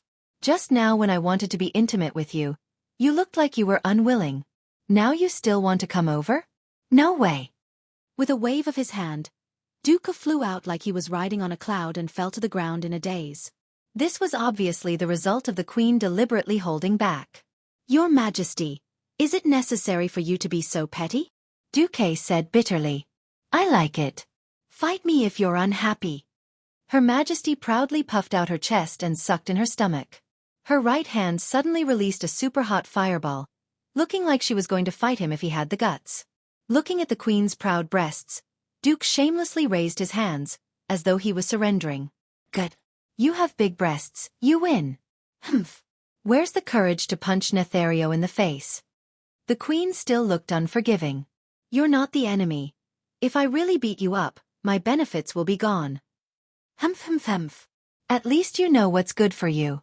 When Malygos gets tired of playing with Nethario's head, we'll let you know. With that, the queen turned around and flew away in a flash of red lightning. Phew. Is it true that all strong women have a bad temper? I'm so tired. After sending off the Red Dragon Queen, his mind, which had finally sobered up, became a little dizzy again due to the alcohol. Xueqi threw himself on the bed and sniffed the body fragrance left behind by the queen, as well as the firebird. Roar! This was a direct attack from the heart. I'll wipe. Xueqi was so scared that he bounced up from the bed. Ha ha ha! A certain evil dragon queen's laughter came from afar. This time, she really left. F***CKU. Do you want me to live? In the system's detection, Xueqi's bed was determined to be Alexstrasza's trap, 24 hours. Xueqi's eyelids twitched. A wave of drunkenness hit him again, and his eyelids changed from twitching to fighting mode. Xueqi was too lazy to go out and change rooms, so he casually threw himself on the recliner and fell asleep. In his daze, he felt as if someone was caressing his body. The familiar footsteps, the familiar smell. Xueqi's dizzy head couldn't tell who it was, but he was sure that it was someone beside him. It was a very natural sense of security. Was it Lysa? In his haze, he felt as if the other party had covered him with a blanket. Xueqi grabbed her and pulled her into his arms. The familiar fragrance of her hair. It was a very comfortable feeling. Lysa seemed to be blaming him for vomiting a tree to death and refusing to come over. However, Xueqi had a trick up his sleeve. Darling, don't let me sleep alone on the night of triumph. Without much awareness, Xueqi just turned his body sideways and hugged the beauty in his arms like an otaku hugging a pillow. Sasha was indeed a wife type. She immediately gave up struggling. The perfect temperature gave Xueqi a very comfortable feeling. Huff, huff, huff. Xueqi slept like a log. In his dream, Xueqi lived a happy life. He became the king of children. He beat up the Undercity kindergarten and trampled over the Thunder Cliff preschool. With a set of Ololeala, Xueqi was invincible in the world. Then, he killed his way to the Dragon Slumber Temple and beat up Alexstrasza, who dared to provoke him. He took a horse stance and punched left and right. The dragon lady who pissed off me, Xueqi, is in danger. With a few punches, Xueqi made the Red Dragon Queen flee. When she fled, Xueqi chased after her. When he caught up, he would, of course, execute her on the spot. Haha. Isn't it just Dragon Peak? I rub. I pinch. Ha. Wait. Something doesn't seem right. The size is close, but it's so soft. This isn't the dumpling that a well-trained body should have. Xueqi sobered up. In the darkness, he suddenly realized that he was hugging a female body. But it wasn't Aurelia's golden hair that shone even in the dark, nor was it Lysa's bright silver. Instead, it was long black hair. There was only one person around Xueqi who had such hair. Xueqi finally couldn't help but exclaim. There was a trace of horror on his face. Ilusia. It was a gentle murmur. In the dark room, with the faint light from the magic lamps that seeped in from outside the guest house, a faint blush could be seen on the side of the girl's face. There were 2 drops of tears at the corner of her eyes. either from pain or panic. However, it was only at this moment that Xueqi realized that his magician's hand had already firmly grasped the fake dragon peak in his dream. Then he didn't know when, but he had hit her with 3 armor-piercing attacks. The girl's misty eyes seemed to regain some clarity. Elucia suddenly smiled. "Please don't blame yourself. It's my honor." A soft right hand gently stroked Xueqi's face and then pressed the back of Xueqi's head. Even though she had her back to Xueqi, she tried to stretch her neck toward Xueqi's lips. Her delicate red lips were getting closer and closer. Xueqi could already feel the other party's orchid breath. Xueqi tried to resist. "Isn't this a little inappropriate?" The frail figure of the Bara family's eldest daughter contained an unexpected persistence. Chapter 624. Or rather, deep down in Xueqi's heart, he felt that this was the most natural outcome. For lips pressed against each other. It was unimaginable that Elucia, who had always felt weak, would take the initiative to attack. Her snake-like little tongue wantonly attacked in Xueqi's mouth. After a long time their lips parted.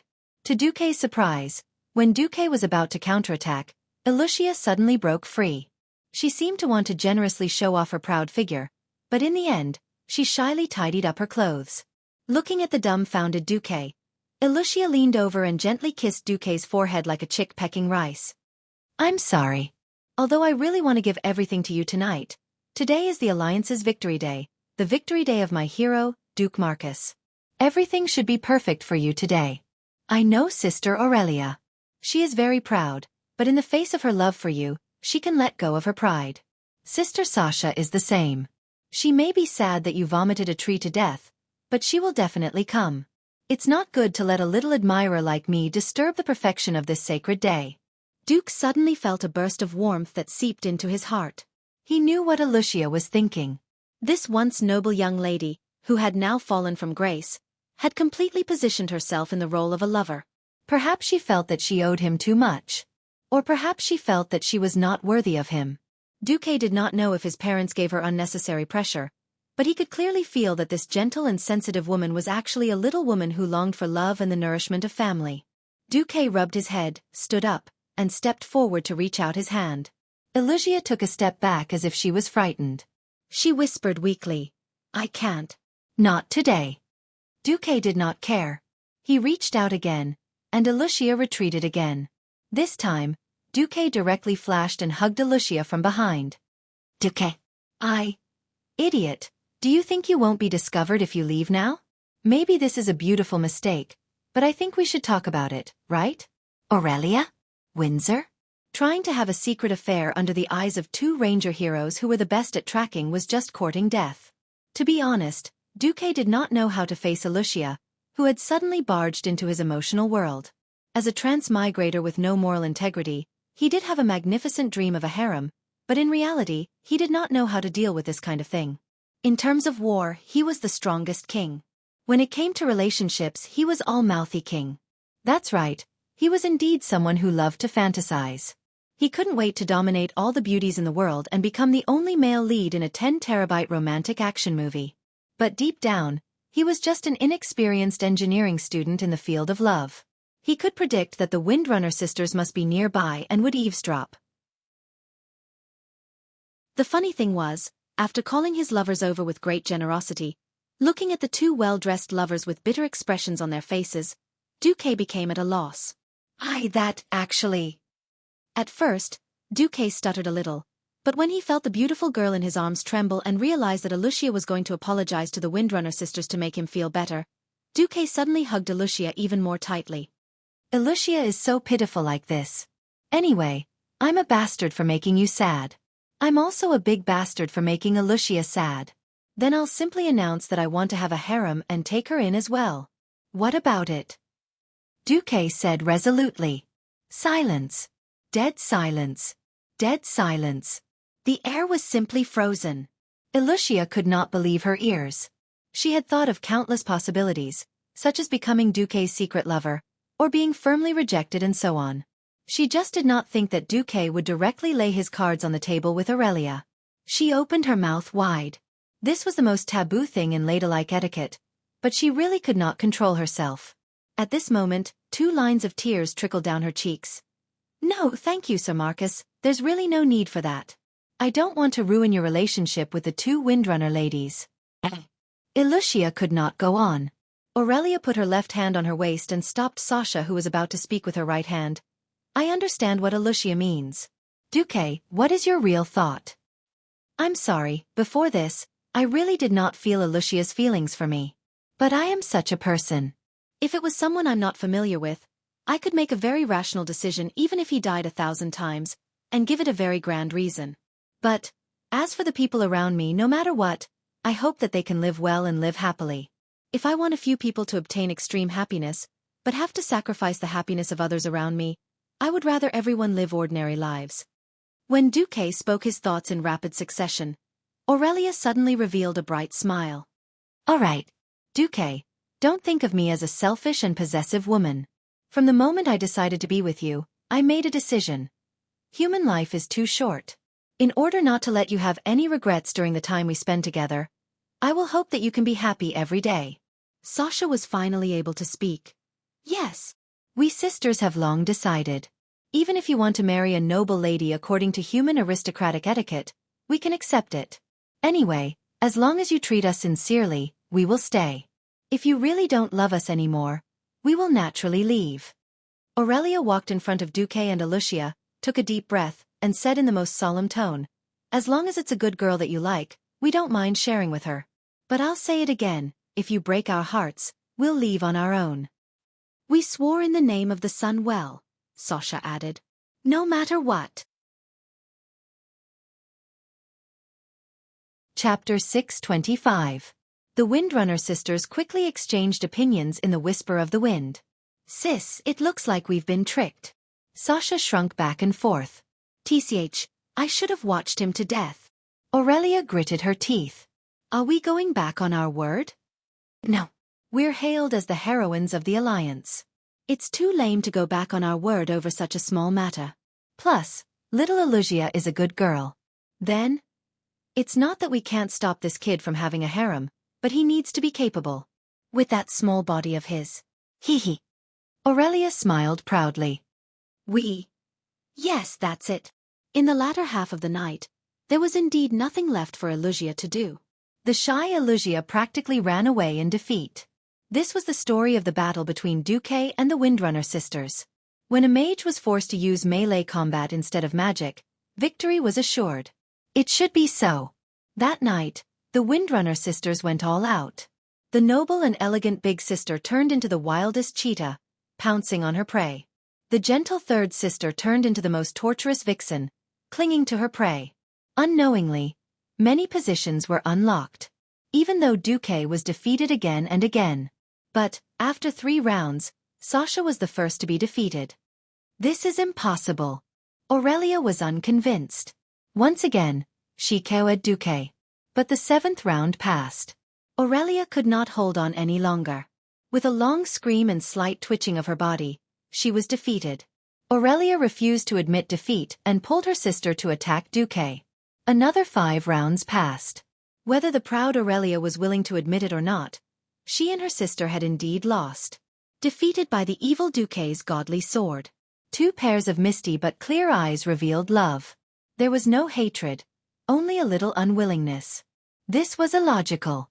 How did Duque's battle power break through the sky in just a few days? The sky was already beginning to brighten. In the cool morning breeze, Duque put on his nightgown and walked to the balcony. He gazed into the distance and stared at the Azeroth sky. The light of dawn shone on the Azeroth hero, who was standing with his hands behind his back, reflecting a gentle radiance. For a moment, he had the illusion that Duque was like a god bathed in the morning light. Recalling how Duque had led the Alliance to save their hometown, defeated the seemingly invincible tribe, and planned to kill the legendary dragon of evil Nesario, the Windrunner sisters huddled together and looked at Duque's stalwart back. They suddenly felt a sense of intoxication. Ah, so it was this kind of man who conquered us sisters. Aurelia suddenly sighed. Yes. Sigh, let him do as he pleases in the future. Yes. Just like when they were young, Sasha intimately rubbed her sister's face with her face. Hey, big sister, it would be great if second sister was willing to join us. After a moment of silence, Aurelia shook her head. She's a rebellious little girl. She won't. Can't I just fantasize about it? Okay. On the other side, Xueqi was bathed in the morning light. Beneath his seemingly righteous face, he was actually thinking about some very terrible things. Speaking of which, if Nosdorm knew that his eternal power was used by me as a breakthrough point to start a harem, if Alexstrasza knew that the life force she just gave me was used as fuel to replenish the combat power of Xueqi's divine sword, would I be beaten to death 999 times? Xueqi raised his chin and looked at the sky at a 45-degree angle. 2 invisible crocodile tears flowed out of his eyes. Whatever, what's mine is mine. No one can take it away. October 26th. King Terenas could not care less about the grief of his beloved daughter's death. He hurriedly called for another throne meeting. The throne room was gone. The meeting was held in the still intact military conference room of the Lordaeron Palace. Lordaeron was going through a huge change, but as the leader of the Lordaeron Alliance, Terenas knew that if he did not handle the crisis well, the name of Lordaeron would go down in history. Everyone, Nesario pretended to be the Lord of Presto, and I am a true victim. I was bewitched by Neltharion's evil magic. Kalia was also killed by him. Sob. Terenas also had the potential to win an Oscar. He made good use of the grief of his beloved daughter's death to cry his heart out. He had accidentally been tricked by him. King Menethil, my condolences. Salas and the other kings comforted Terenas with a heavy heart. The kings almost lined up to comfort Terenas. Of course, they scolded Terenas for being shameless in their hearts. There was news this morning. It turned out that after the Berev family was declared a traitor yesterday morning, the nobles of Lordaeron could not wait to occupy Briar, which was in the Tirisful woodland, and Caer Darren, which was next to Lordaeron. You said you were blinded by magic? Did the thousands of nobles of Lordaeron get brainwashed? Who are you trying to fool? The kings scolded in their hearts. Of course, Terenas was also scolding the kings in his heart. Why are you all grieving? Look at your dark circles. You were obviously celebrating last night. Yes. Apart from Antonidas who refused to drink, only Xueqi looked normal. He did not even have dark circles under his eyes. He looked like an obedient child who slept early and woke up early. At this moment, the best actor Duke still had a sorrowful expression on his face. Terenas thought to himself, as expected, Xueqi still has some feelings for Kalia. He saw Terenas look at Xueqi. All the kings gritted their teeth. Xueqi, you bastard. You're the one who's having fun. Why are you acting like a true gentleman? Linley did not hide Kalia's matter from Ryan and Andoin, and the two of them were dumbfounded. All right, Xueqi, you win. The next meeting of the throne made Terenas' heart sink into a pit of ice. He did not expect the situation to change overnight. In the throne meeting, Terenas felt that the power of Lordaeron could still intimidate the surrounding countries, such as the Dalajan and Stormguard, without Xeon who was willing to take the lead. But the countries intentionally or unintentionally avoided Lordaeron for every topic. Lordaeron could pay, but they could not interfere. Didn't Lordaeron want orc slaves? You can take them all. Anyway, Lordaeron can take all 25,000 orcs. We don't need to set up a detention center in the country. The Riptide Castle wants food? The newest city of Alterank would help a portion. Xueqi's Murlocs would also use fish to solve a portion. The Western Wilderness could also provide some. Yes, problem solved.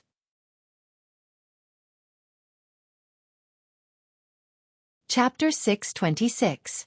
When Rotterdam expressed its opinion on whether there was a need to build a watchtower, all the countries here eagerly agreed and sent their most elite troops.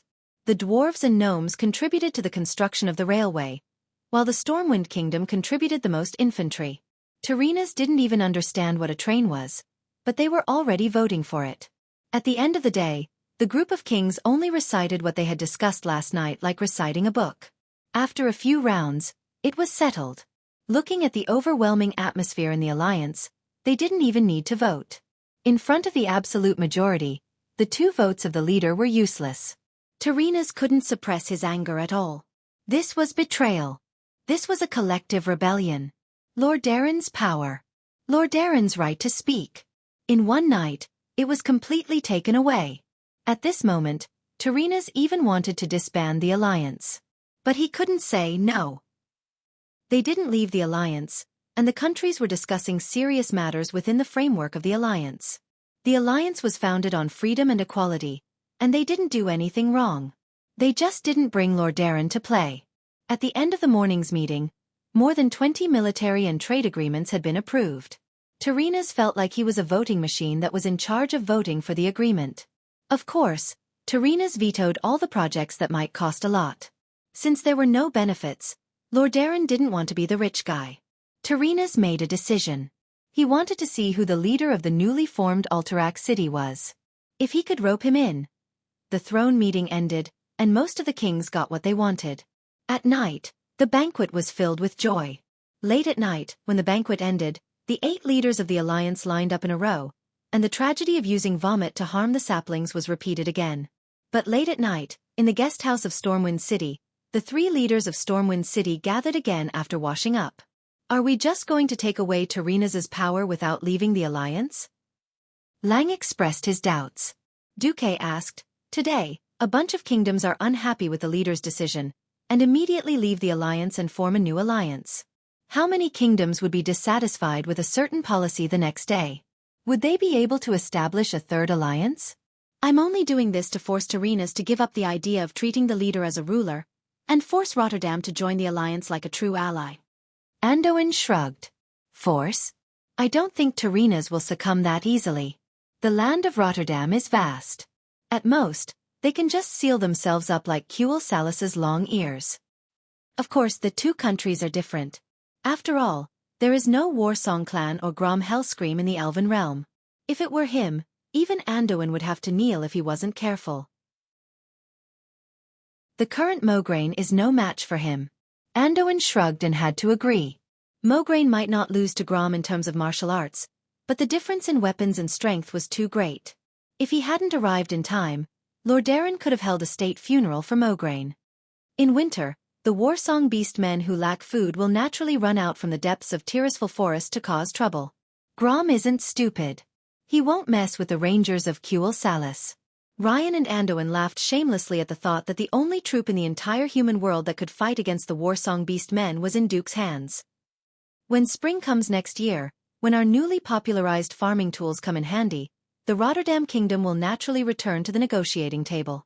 Lang was slightly stunned, but he quickly nodded. He really didn't know what Duque's brain was made of. Not only was he good at commanding troops, he was also a genius in magic, and he even had a knack for machinery. The new farming tool that he had brought out tonight had shocked the ministers in charge of agriculture. It was a brand new double-sided plow. Even if it was only single-sided, it was more than 5 times more reliable and flexible than the traditional single-sided plow. What was even more amazing was that the double-sided plow could be used to plow in both directions, and it could freely rotate at a 45-degree angle. The material of the plow was made of steel, and it was more durable than the traditional pig iron plow. The screw at the top of the plow nozzle was longer, and the length of the plow maintained a fixed distance, making the entire plow look rounder. If they didn't know that Duque was a mage, they would really think that Duque was an old expert who had been immersed in agriculture for decades. Food had never been valued by the nobles of the various countries, but after the 2 years of war and the depletion of almost all their food reserves, almost every king's eyes lit up at the sight of new technology related to food. Even though Duke had only asked Gerben to make a prototype in half a day, when they saw how this new double-sided plow easily turned the frozen garden upside down, and when they were told that it had to be made by the dwarves, the big shots of the various countries immediately clenched their teeth and placed their bets. The orders that came flying in like snowflakes made Magni and Gerben faint from joy. Duque was very happy too. According to the contract, he, as the inventor, could take 1/3 of the price of each plow as a patent fee. It wasn't just a double-sided plow, but also a water wheel, a water-powered mill, a water-powered iron mill, and a whole bunch of other things. It could be foreseen how much manpower could be saved when all these things were popularized. The big shots of the Alliance had all seen the power of the double-sided plow, but as for the things that only existed on the blueprints, everyone was still skeptical. Out of respect for Duke Ku, he had reserved a batch of them. Lang was the only one who fully supported Duque. Next year, Stormwind would taste the sweetness. Duque knew very well that the shortage of manpower after the war would be made up for in one fell swoop with his black technology. This was also why Stormwind dared to send 80,000 soldiers to guard the Door of Darkness. Xueqi continued, "The purpose of an alliance is to negotiate and fight for the same goal. Countries that insist on isolationism will definitely be heavily injured or even devoured by the new crisis. Only by staying within the framework of the alliance will there be true unity." "The new crisis you speak of is..." Lothar was more concerned about this. "Recently, my men have been interrogating the orc captives, and I've heard some unsettling news. The orc demigod warlock Gul'dan has an extraordinarily powerful master called Nzul." "I've heard of this name." Anduin recalled the report from MI7. It was necessary to interrogate the important figures of the orc captives. It was even better that Lothar had heard of it. Xueqi began to make up a story. It was news from an orc that was about to die. That guy died right after he finished speaking, but I think it's quite believable. Gul'dan first studied under the first shaman of the Shadow Moon clan, Nzul. Chapter 627. Who was Gul'dan? He was the supervillain who had planned the first and second Dark Portal Wars. Who was Nzul? Perhaps before Xueqi crossed over, many people only remembered that the Lich King was Arthas. Not many people knew that there were 3 Lich Kings. Arthas Menethil was only the second leader. The real first Lich King was Nzul. Perhaps in terms of shamelessness, cunning, and decisiveness, he could not compare to Gul'dan. But in terms of the degree of destruction, Gul'dan could not compare to Nzul. In the beginning, the deceiver Kil'jaeden told all the orc shamans through an illusion that there was a threat from the Draenei. The illusion that appeared in front of Nzul was the soul of his wife. Nzul, who loved his wife, believed in the signs brought by this illusion. He gathered everyone to inform them of the situation. When Nzul signed a contract with the prophet Kil'jaeden, he soon found out that Kil'jaeden might have been lying. After asking the ancestor's soul, Nzul found out that he had unintentionally betrayed the entire orc race and violated the shaman's path. He was abandoned by the elements. In front of the powerful evil existence Kil'jaeden, Nzul chose to escape and give up. If he had the courage to reveal the devil's conspiracy to the entire orc tribe, then Gul'dan would not have been involved, and no tribe would have crossed the dark portal to invade Azeroth. Unfortunately, Nzul did not. After Nzul gave up listening to his orders, Kil'jaeden quickly went to find Gul'dan.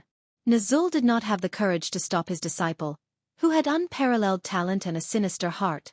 He also did not have the courage to stand up and lead the tribe against the deceiver Kil'jaeden. When he was alive, he was at most a powerful loser. However, Nzul's horror did not lie in his will or his magic power, but in his talent that he did not realize. His soul power. Not everyone was qualified to become a Lich King. Just like Xueqi, when he first transmigrated, he was weak, and after death, he was only fit to become a ghoul without self-will. The terrifying thing about Nzul was that his soul had been strengthened by strict shaman training. With the help of the demonic power, he could easily spread his thoughts to tens of thousands or even hundreds of thousands of square kilometers. He could easily control the undead legion that was far away, constantly spreading death, and turning the new dead into undead monsters that could fight. Like a rolling snowball, he could expand his army infinitely. That's right. Nzul, who had fallen into the hands of Kil'jaeden, was the most terrifying Nzul. Therefore, when facing Nzul, Xueqi felt very bitter. If Nzul was killed in advance, Nzul's soul would immediately fall into the hands of one of the Burning Legion's bosses, Kil'jaeden, and the Lich King would be born in advance. If he ignored him, Nzul would come to the world of Azeroth to stir up trouble. If they forced him away, he might scare his little heart. If he ran to the twisting nether, he would still fall into Kil'jaeden's hands. The most important thing was that this time, Nzul would also bring the entire warlock of the Shadow Moon clan. These were not the warlocks who did not contribute when Gul'dan attacked last time, but the real elite warlocks. Magic battles would become commonplace. At this point in time, Nzul was not too strong. The initial estimate was that he was only at the Breaking Dawn level. But, Breaking Dawn my ass.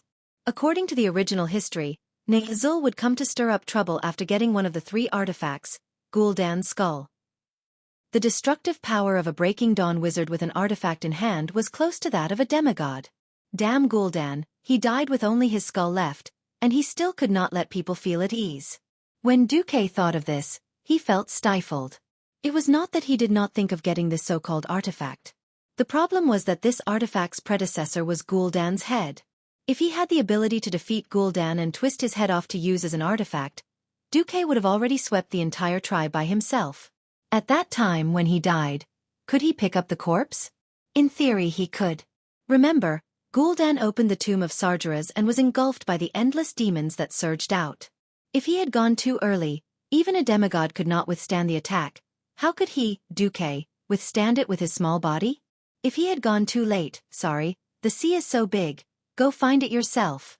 Xueqi clearly remembered that Gul'dan's skull was picked up by the chief of the bone-chewing clan, Harkin Cranium Crusher.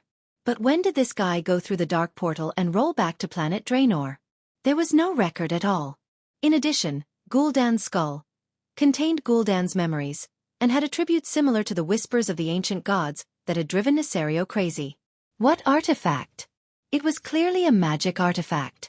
If an ordinary person held it, they would definitely become mentally ill.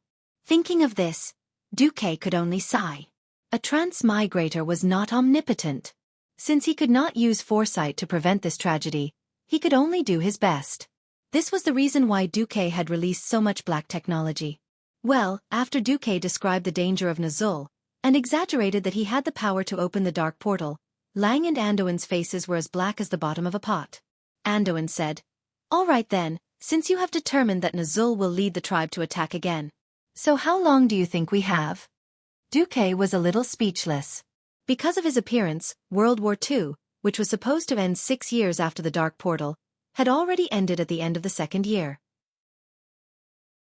And Nazul had sent his men to play tricks on Azeroth in the 8th year of the dark portal's history. Xueqi made a judgment and raised 2 fingers. 2 years. Maybe less, maybe more. Draenor is indeed being destroyed, but the process is still relatively slow. This is because we have destroyed or crippled almost all the top-ranked tribes in the war. The hunting grounds of Draenor will be much emptier. Lang rubbed his chin. So the orcs will first fight amongst themselves, and then have the time to attack our alliance? Xueqi said with certainty. Yes. Just like how Terenas wanted to annex Ulterac. The orc clans that have preserved their strength must first be shuffled before they will respond to Nazul's call. Lang nodded. Well, although another war is not good news, we are fortunate that our alliance has a very far-sighted commander like you. 2 years is enough for us to do a lot of things. We don't know anything about the railway that you mentioned. You will be busy for a long time when we go back this time. Anduin chuckled. Xueqi nodded. Before that, I may have to take a leave. Huh. Lang was puzzled. I am going to practice magic. Oh, I almost forgot that you are a mage. Xueqi was speechless. Chapter 628. At 3 o'clock in the morning, Xueqi, who had returned to his bedroom, looked out of the window into the distance. Thick darkness covered Xueqi's entire field of vision. The hustle and bustle of the Day of Triumph still echoed in his ears, and Xueqi knew that new challenges would continue to come. Since he had become a part of Azeroth, he couldn't ignore the challenges that came one after another. That's right, before the Titans of the Pantheon really reached Azeroth and fought the Burning Legion, the world of Azeroth was like a damn defensive game. No matter how many waves of enemies you defeated, there would always be new enemies coming. Persevere, and there might be a chance of survival. Give up, and that would be the end of all things. Looking back, the Windrunner sisters, who had been hugging each other to sleep, raised their eyebrows and opened their sleepy eyes. Aurelia said, Xueqi, are you done talking? Sasha said, go to sleep. You've done very well today. Leave tomorrow's matters to tomorrow. With that, the 2 warm and fragrant female bodies trembled and moved to a gentle position. Xueqi smiled and lay down, hugging Sasha on his left and Aurelia on his right. If there were no future crises, this would already be a perfect life. In his heart, Xueqi said to himself, yes. The people I love, the people I cherish, the world I love, this is what I'm fighting for in Azeroth. In the following days, Xueqi was very busy. Whether it was coordinating post-war reconstruction with the various countries, discussing with the dwarves how to modify various farm tools, or carrying out his railway plan. Time: December 31st, 2 years after entering the dark portal. The news that Xueqi had been waiting for came. Alex Strasse's magic transmission. Okay. That guy Malygos has finally gone crazy enough. That guy froze Neserio's head, then took him to the place where the Blue Dragon Legion was annihilated. After crying and laughing for a long time, he was finally willing to take the traitor's head back. Xueqi held his forehead and smiled bitterly. His wife and all his children were killed, and he couldn't take revenge for 10,000 years. Anyone would probably go crazy. How much rationality a fellow like Malygos could regain was already the result of the dragons burning incense and praying to Buddha. However, Xueqi couldn't help but sigh at the thought of the Blue Dragon King's crazy actions in the future. As for Malygos, Xueqi could only take advantage of him. When will the celebration of the Dragon Sleep Shrine be held? Come to Dragonbone Wasteland at 9 o'clock in the morning on the 1st of January. Ha! Are you in such a hurry? The ceremony has been prepared for a long time. A large number of dragons from the other 3 races are waiting for that bastard Malygos. The queen gritted her teeth. That's right. A group of dragons happily celebrated the killing of the traitor, spitting out dragon's breath and roasting beef in the snowy land. They waited for a long time, but the traitor's head did not appear. Even though Nozdormu had temporarily handed over Neserio's corpse early on, the head was the most valuable of all things. The dragon head had a very sacred meaning. Without the traitor's head, it was a pity no matter what, as if it was missing a lot of things. After waiting for a full week, Malygos was finally willing to bring back the traitor Black Dragon King's head. It would be strange if the other 3 dragons were not sulking. There was nothing they could do. The 4 dragon kings were all dragon aspects. After all, they were of the same rank. Unless a certain dragon did something too outrageous, and was considered by the other dragons to have exceeded the scope of redemption, they would bear with it for the sake of being of the same race. All right. I'll be there on time tomorrow. Time stepped into the dark portal. On the 1st of January of the 3rd year, the kings of Lordaeron were still busy with various meetings. Post-war reconstruction, bilateral trade, multilateral trade, redemarcation of territorial borders, determination of sea power. All kinds of troubles were still plaguing every king, and even every lord under them.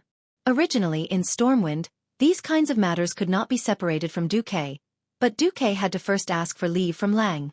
At 8:30, it was still busy in Xueqi's room.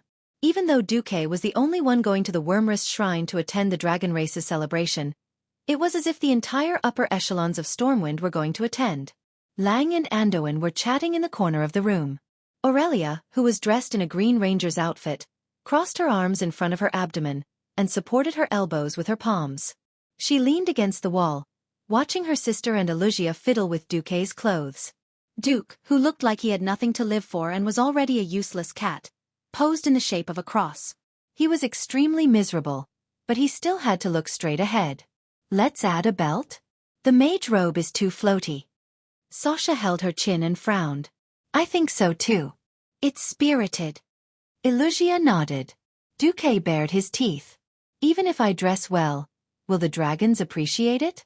By the way, you guys woke me up at 7, and it's been an hour and a half. Are you still not done? Whether they appreciate it or not is another matter. The key is that you have to show your attitude. I've never heard of any human being entering the Wormrest Shrine in the past 10,000 years.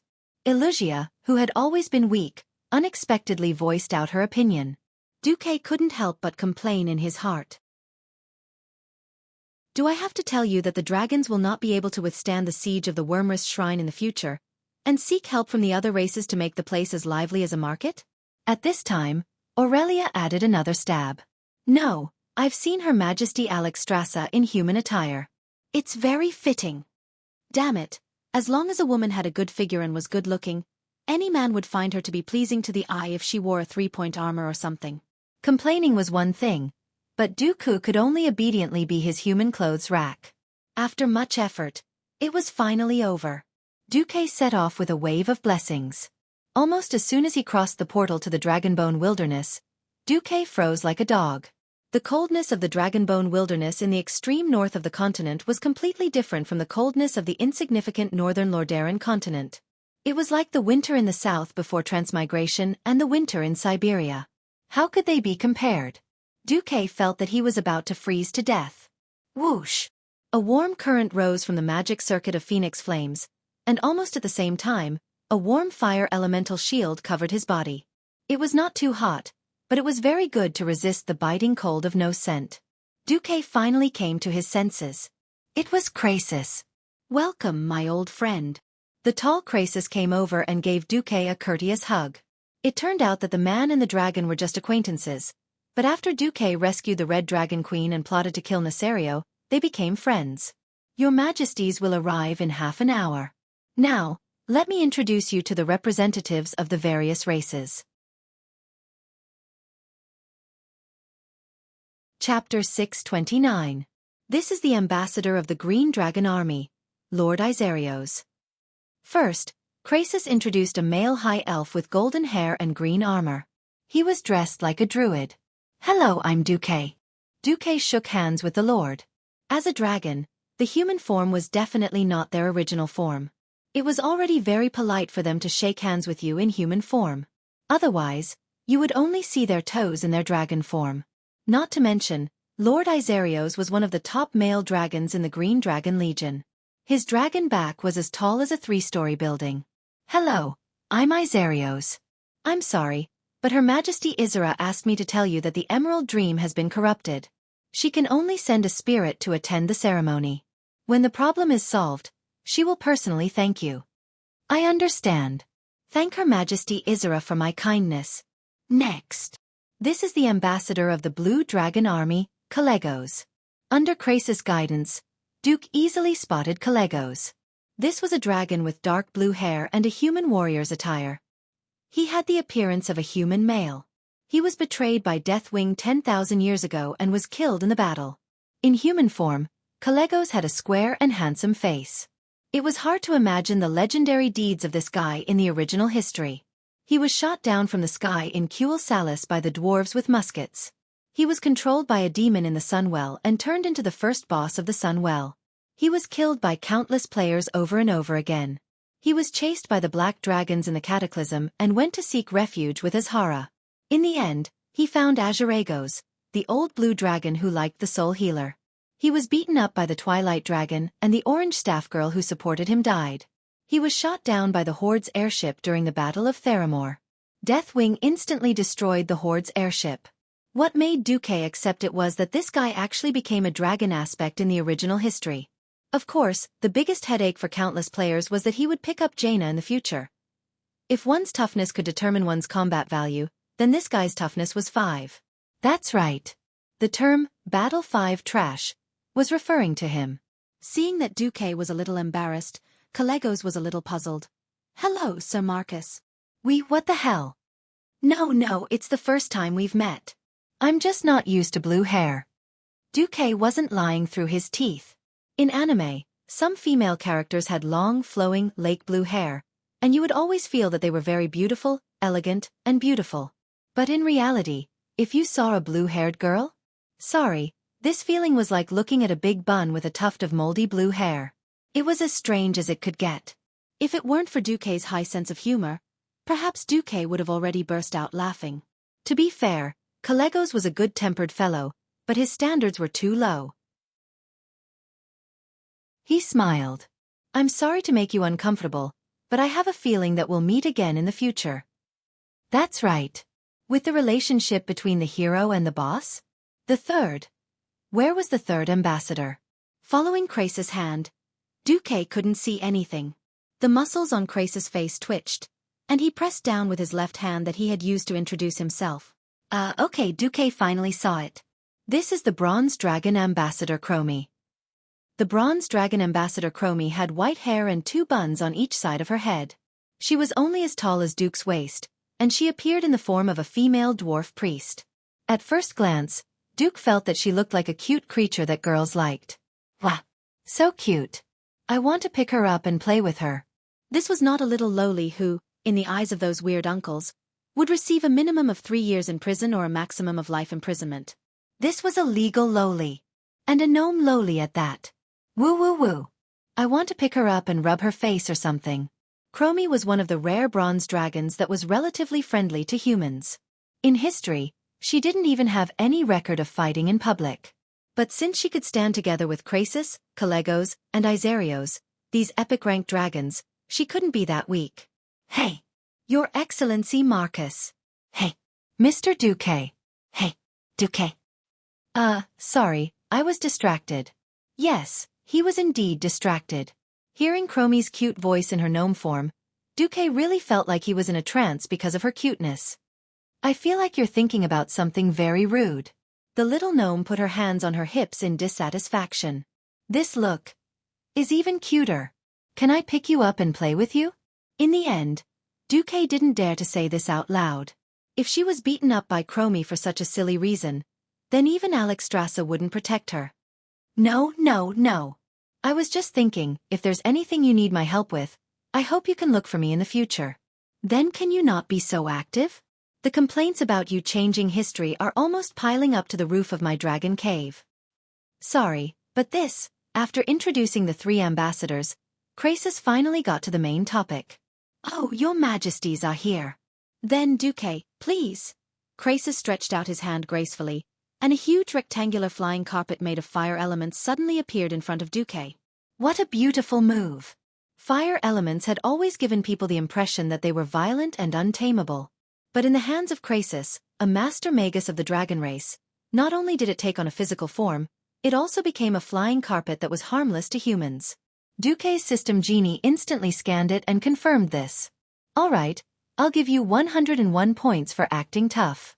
I'm not afraid of you getting arrogant with an extra point. Duque grandly stepped forward. Calegos noticed that Duque had clearly seen through the mysteries of the flying carpet before stepping on it. This was strange.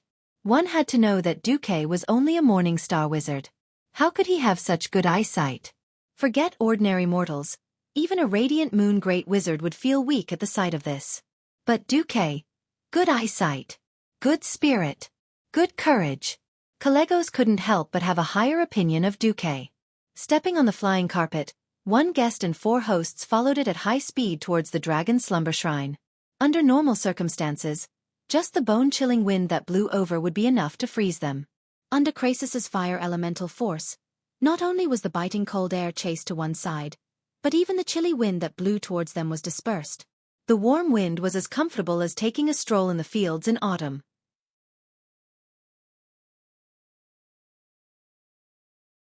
Chapter 630. The Dragon Slumber Shrine was located in the center of the Dragon Bone Wilderness. This land covered in ice and snow was also the place where the souls of the dying dragons, who were seriously injured or seriously ill, or had exhausted their lifespans, returned to the earth. Huge dragon skeletons could be seen everywhere on the snowy ground. If these incomparably hard dragon skeletons were to flow into the human world, it would undoubtedly be a huge fortune that would attract the covetous eyes of countless powerhouses. However, here, it was only an ornament that inevitably existed in the dragon graveyard. Close. Even though he had been to the dragon slumber shrine more than once in the game, when he witnessed this unprecedented miracle with his own eyes, Duque still felt shocked. On the left and right sides of his field of vision were flying snowflakes and an endless wilderness of bones. In the middle, there was a huge ravine that divided the entire Dragonbone wilderness into 2. Standing at the end of the ravine was the Dragon Slumber Shrine. When the glittering golden shrine with countless golden domes attached to the main tower appeared in Duque's field of vision, Duque's heart felt as if it had been hammered by a sledgehammer. The Dragon Slumber Shrine in the game was always an illusory data model. If there was a word to describe the Dragon Slumber Shrine that Duque saw with his true eye, he could only think of one word: miracle. On the flying carpet, Duque and his party slowly approached the main entrance of the Dragon Slumber Shrine. On both sides of the main entrance stood a row of Dragonians. Dragonians had different colored skin, and apart from standing in human form, there was not a single part of their body that resembled a human. They had a terrifying physique that would make mortals feel oppressed just by standing in front of them. They were nearly 3 stories tall and 8 meters tall. They held a huge metal spear in one hand and a huge hammer that could be used as an iron felt by humans. They wore heavy armor that even the strongest warhorse could not carry, and stood majestically on both sides of the main entrance. Not only them, but there were also hundreds of young dragons that were guardians of the shrine hovering in the air on both sides of the main entrance. Every 100 young dragons formed a row, and there were 6 rows on both sides of the air in an inverted trapezoid shape. Be that as it may, Even the burly draconid or the young dragon guardian whose body was as massive as a temple were as insignificant as ants in front of the huge arched door that easily surpassed the edge of Xueqi's vision. According to the system elf's judgment, the width of the arched door was 512 meters. And the height was an unimaginable 1024 meters. This was the true giant door that the 5 dragon aspects had not felt crowded when they entered at the same time. Even by the standards of the dragon clan, this was undoubtedly a super door. If Xueqi were to walk, it would take him at least an hour to climb up the steps of the main entrance and step into the huge main entrance. Xueqi's lungs were filled with cold air, not because of the weather, but because of the shock. He didn't even have the time to look at the relief sculptures on the roof and the huge pillars. Just looking at the roof of the dragon slumber shrine that seemed to cover the entire sky. Even a transmigrator like him who had seen the world couldn't help but want to worship this miraculous building. This was not something that science could do. From this, it could be deduced how amazing the power of the titans of creation was. Anglodis is mighty. A string of draconic words echoed in the shrine. With the help of the translator, Xueqi was shocked to find that it was a giant dragon reciting Xueqi's deeds. From discovering the conspiracy of the Black Dragon King, to sneaking into the Emerald Dream to summon Isra, to summoning the 3 dragon aspects, to killing his way into grim battle to save Alexstrasza, and finally to discovering Nesario again and looking for an opportunity to set up an ambush. Finally, he helped the dragon clan eliminate this great traitor who had been at large for 10,000 years. When this dragon language was recited, it was filled with a sense of mystery and a wonderful rhythm. It sounded like an elegant poem with cadence, not a pale and straightforward narration. Xueqi could clearly feel that the gazes of the draconids and dragon guardians had begun to change. There was doubt. There was disbelief. There was curiosity. But more than that, there was admiration. The dragon clan advocated force, but they also admired wisdom. If the 4 dragon kings could break the shackles of the demon's soul with their own strength, why couldn't they do it for the past 10,000 years? If the 4 dragon kings could easily kill the great traitor Nesario, why did they let him escape the last time? Through this introduction, the dragons began to understand that if there was any difference between the past and the present, it was because of the addition of Duke Marcus. These draconids and dragon guardians could not help but be in awe of Xueqi. After entering the huge shrine, they saw that the 4 colored dragons had surrounded the square in the middle of the shrine in all directions. There was no lack of ancient dragons that were more than 50 meters long. However, no matter how big they were, how sharp their teeth were, or how hot their dragon breath was. In this sacred ceremony to exterminate the traitor, only Xueqi, who was in the middle of the square, was the focus of all the dragon clan's vertical pupils. "You'd better pass the small test later," Krasis suddenly said without rhyme or reason. "Pass? Pass what?" "Roar!" First, a large number of red dragons opened their sharp scarlet mouths wide at Xueqi, and let out waves of terrifying dragon roars that sounded like a tsunami. As long as a dragon roared, there would be dragon might. The fierce pressure of a creature at the top of the food chain immediately made it difficult for Xueqi to breathe. It was as if 2 boulders were pressing down on Xueqi's chest. Every time he inhaled, the boulders would take the opportunity to press inward, and every time he exhaled, he would have to face the counterattack of 100 kilograms of pressure. Roar! The bronze dragon roared. This time, Xueqi only felt that the pressure on his chest had increased by 100 kilograms. It was the kind of oppressive feeling that he could not bear even a little more pressure. However, the bronze dragon's roar had the feeling of pulling the weight of his past and future to the present all at once. That kind of pressure that seemed to be measured in tons almost made Xueqi spit out a mouthful of blood. Damn it! What are these big lizards trying to do? Almost subconsciously, Xueqi began to circulate his magic circuit, injecting magic into every muscle in his body, using magic to resist this increasingly strong pressure. Roar! Roar! Roar! Suddenly, the blue dragons also roared. That strange roar seemed to be destroying the magic circuit in Xueqi's body with maximum power. If it were a weaker mage, their magic circuit would have been shattered instantly, and their magic would have gone berserk, causing their body to collapse and die. Fortunately, Xueqi had the help of the system elf. Under the dual active and passive control, Xueqi barely managed to fight the pressure from the dragon might to a standstill. Roar! The green dragon that had been silent also roared. Unlike the dragon might of other races, the green dragon's roar was not as domineering. It did not have the kind of momentum that could topple everything, but it had the exquisite and pervasive feeling of quicksilver spilling on the ground. The green dragon's roar was obviously eroding Xueqi's will.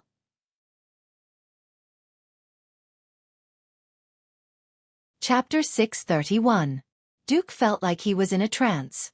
If his willpower had been divided into 2 levels before, his would still be his, and the system elf would still be the system elf. But now, what he felt was that the firebird's might of the 4-colored dragons was like a hammer, pounding on the core of the subway. Hammering with willpower, while constantly hammering at Xueqi's will, it also led to the sublimation of Xueqi's spiritual domain. And sublimation only needed an opportunity. Xueqi was not a native of Azeroth.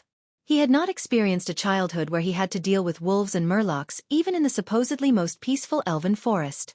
He was just a college animal who grew up in a big city. This lack of experience made him destined to have a slightly weaker psychological endurance in the face of danger and pressure in battle. For example, he was always easily hit by the warlock's fear. Xueqi also had his advantages. He was a transmigrator who remembered the general situation. The experience of looking at the overall situation as an outsider gave him a sense of superiority that the natives could never understand. This mentality of standing at the top of the ecological chain and looking down like a god was his trump card. Xueqi suddenly became angry. You, me, this bit small dragon. Forget me, root onion. Humph. I am Xueqi. I am Xueqi who rose from nothing to become a hero of the Alliance and sat in the position of commander. I am Xueqi who killed hundreds of thousands of orcs, killed so many chiefs, made use of Ghoul, Dan to become rich, and killed Nethario, the Wing of Death. I am Xueqi who is determined to use Ragnaros, the King of Flames, as a lighter, and break and purify the Lich King's Frostmourne to use as an air conditioner in the future. The one and only Xueqi in the world. You little dragons who are only worthy of EXP actually dare to shout at me? Laugh. Words. Dragons might, right? Then don't blame me for being rude. System Elf, attack. Humph. It was a seemingly ordinary snort, but in the ears of the dragon race, it had a different meaning. The magic circuits in Xueqi's body were already a little chaotic, and the elements in the air seemed to have sensed Xueqi's aura and suddenly trembled. In the blink of an eye, the elements in the air appeared in 4 different colors and turned into 4 magic blades that could be seen by the naked eye. They slashed in all directions like lightning. At the same time, the magical elements that contained some kind of mysterious power suddenly flashed.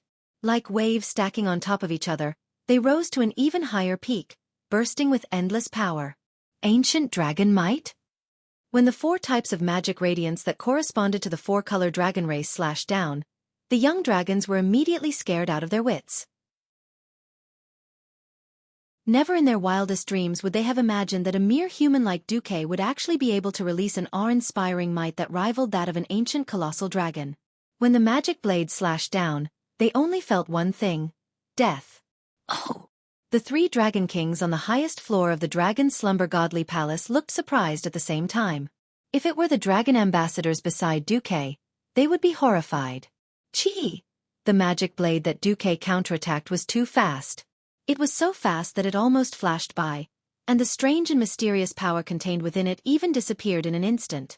However, in the eyes of these young dragons and dragonians, they saw a completely different scene. When the light that corresponded to their race's skin color slashed down, blood immediately gushed out of their necks. Be it dragon scales, dragon skin, or even the hardest dragon bones that could block most sharp weapons in the world, they were all slashed in half. Their heads shot up into the sky, and their bodies slumped to the ground. The blood of the dragons stained the sacred dragon slumber. I'm dead. Countless dragons' necks suddenly shrunk, and countless dragonians retreated in shock, touching their still intact necks. Was that an illusion? Although the blade radiance that was made of this aura only flashed for a moment, it was enough to scare every dragon out of their wits. In an instant, the entire Dragon Slumber Godly Palace trembled, and it was the reflection of the dragons retreating. How could there be such a terrifying person who made tens of thousands of dragonians and thousands of young dragons feel the illusion of being killed with just his aura?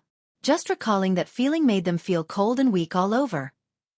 Every dragon and dragonian asked themselves, is this Duke Marcus telling us that he can kill us if he wants to? At this moment, seeing the exaggerated scene of tens of thousands of dragons bowing down, Krasus and the 3 dragon ambassadors beside Xueqi showed expressions of awe.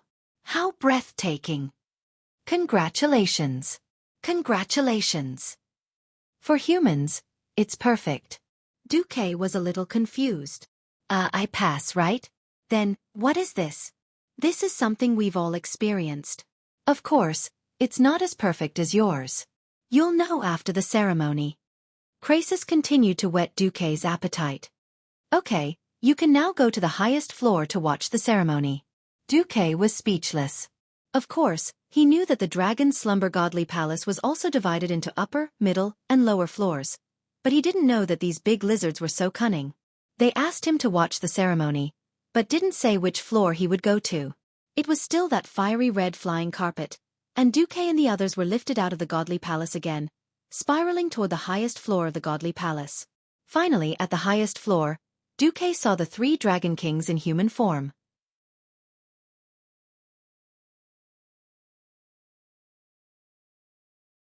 Chapter 632. The golden light of dawn shone into the highest level of the temple, illuminating the surroundings with a golden hue. However, the golden light could not penetrate the dark and special remains in the middle of the temple. The remaining dark aura was like a remnant bonfire, half extinguished, still struggling in an attempt to pollute the light in this sacred place with the weak power of darkness. The remains that had lost their life for a full week were not floating quietly in mid-air. They seemed to be struggling. There was still a faint, constantly churning layer of black aura around the remains. At this time, on every pillar on the highest level of the temple, an illusory golden eye suddenly opened out of thin air. Duque could clearly feel the countless gazes from the few golden eyes that were focused on him. This was the dragon race's mage eye. Not every dragon or dragonman was qualified to watch the ceremony at the highest level of the temple. In this way, they quietly watched the end of Neltharion. Under the watchful eyes of all the dragon descendants, a sphere shining with a strange light appeared outside Nesario's remains that were suspended in mid-air at the highest level. Like a horizontal line on the horizon, it divided the entire sphere into 2. The upper half was gold that refracted the light of dawn, and the lower half was black like the distant starry sky. Whether it was the warm and genial golden light above or the deathly still black below, they both gave people the feeling that these 2 kinds of light represented the world. Duque suddenly realized that the line was the boundary between life and death. A few cracks soon appeared on the sphere, and from time to time, small fragments peeled off the sphere with a slight tremor and dissipated into the air. The vibration of Nesario's remains suddenly became more intense, and a dragon's roar filled with endless hatred and resentment suddenly shook the entire temple. The voice of Nesario's soul actually sounded in the entire temple. Roar, no one can judge me. I am the supreme king of the dragon race. I am the purifier of the world. I am the only ruler of the new world. The dragon's remains floating in mid-air changed with the burst of sound waves. The separated dragon head and the ragged broken neck kept colliding, as if trying to recombine. The huge black dragon head seemed to want to return to its original position, but no matter how hard it tried, it could not do so. Either the broken spine stabbed into the dragon's chin, or the dragon head rested on the shoulder next to its neck. Nesario seemed to be in great pain. He screamed, and his body rolled. His dragon wings opened their hooked claws, as if he wanted to grab his head and make his body whole again. He was so furious that he kept cursing. He cursed the names of every dragon king, cursed Duque who plotted against him, cursed the dragon slumber shrine, and even cursed all living beings in the world. For a moment, Duque almost suspected that Nesario was really coming back to life. When he glanced at the calm expressions of the 3 dragon kings, Duque also entered into spectator mode. Sure enough, Alexstrasza could no longer bear to watch the ugliness of Nesario's remnant soul. Bathed in the morning light, she seemed to have transformed into the sun. It was clearly a cold snort, but it made people feel that there was a gorgeous and blazing feeling in the voice. Enough! You're an evil degenerate who betrayed the entire dragon race and went against our eternal mission. It seems that if we leave you alone, even if you become a filthy ghost dragon or a corpse dragon, you will continue to harm this world. In the face of Alexstrasza's roar, Nesario's remnant soul still ignored her. So what if I am? I'm not convinced. Even if I fall into the deepest depths of hell, I will still take revenge on you hypocrites in my own way. Yes. That's right. I'm supposed to be the victor here. As long as I get your egg, I can create more new species of dragons. I can use my evil art to purify this world that has been occupied by the inferior races. The Red Dragon Queen was momentarily speechless. Nesario was indeed dead, But his soul had not completely dissipated. One of the important reasons why this dragon ceremony was held was to vent her anger and correct the views of the dragons and their descendants. Now that Nesario was so stubborn, even though he was dead and only half of his soul was left, she could certainly destroy this traitorous Black Dragon King just like that. But in that case, the effect of preaching would be greatly reduced. Maligos suddenly said, "Hold the ceremony. I've scolded him for 7 days and 7 nights, but he has no regrets." Nosdormu said, "I have no objections." But Alexstrasza wasn't willing. The traitor that she had fought against for 10,000 years was finally brought to justice. But this guy still looked like a spiritual warrior even in death. How could she vent her anger like this? How could the millions of dragon descendants vent their anger? Was this the result of fighting against the Black Dragon army for 10,000 years? No. Absolutely not. At this time, the Red Dragon Queen suddenly thought of Xueqi. Yes, that kid has the most ideas. Xueqi was speechless when the Red Dragon Queen suddenly sent him a telepathic message. "Yo, Xueqi, if you can help make that mad dragon confess or make a fool of himself, I'll owe you another big favor." "It's a deal." Seeing that Xueqi agreed so readily, Alexstrasza really regretted it a little. Did she promise too easily? However, there were so many dragon descendants watching. If she destroyed Nesario's soul just like that, there might be more betrayals in the future. The queen gritted her teeth and accepted it. Xueqi said slowly, "Oh, Nesario, I can't help but pity you." Nesario's remnant soul laughed out loud. "Pity me? Haha. I'm the supreme one. Why should I let you pity me?" Xueqi shook his head and said, "Because you don't have anything." Even the idea of purifying the world and becoming the only master of Azeroth was brainwashed by the ancient god Zoth. You're just a pitiful wretch who doesn't even have self-will. Nesario cursed. Bullshasterisk. You still don't want to admit it? That's the effect of the whispers of the ancient gods. Nesario insisted. There's absolutely no such thing. Well, as long as you're willing to do a small experiment in front of everyone, as long as you successfully pass this experiment, I'll let you go. Xueqi said. The other 2 Dragon Kings were indignant. If they really let Nesario run out and turn into a zombie dragon, he would definitely be a super disaster. For a moment, they wanted to object. However, the approval of the 2 female Dragon Kings suddenly came from the sky. "Leave it to Xueqi." "Okay." Nesario agreed. "The experiment is very simple. As long as you repeat the sentence, 'I don't have a brain' 1,000 times, then I'll ask you a question. If you can answer it correctly, you'll pass." So, I don't have a brain. I don't have a brain. I don't have a brain. The entire temple echoed with Nesario's brainwashing voice. The moment he repeated it 1,000 times, Xueqi suddenly shouted, "Nesario, do you have a brain?" Nesario replied without hesitation, "I don't have a brain." Pfft. Thousands of giant dragons spat out dragon breath.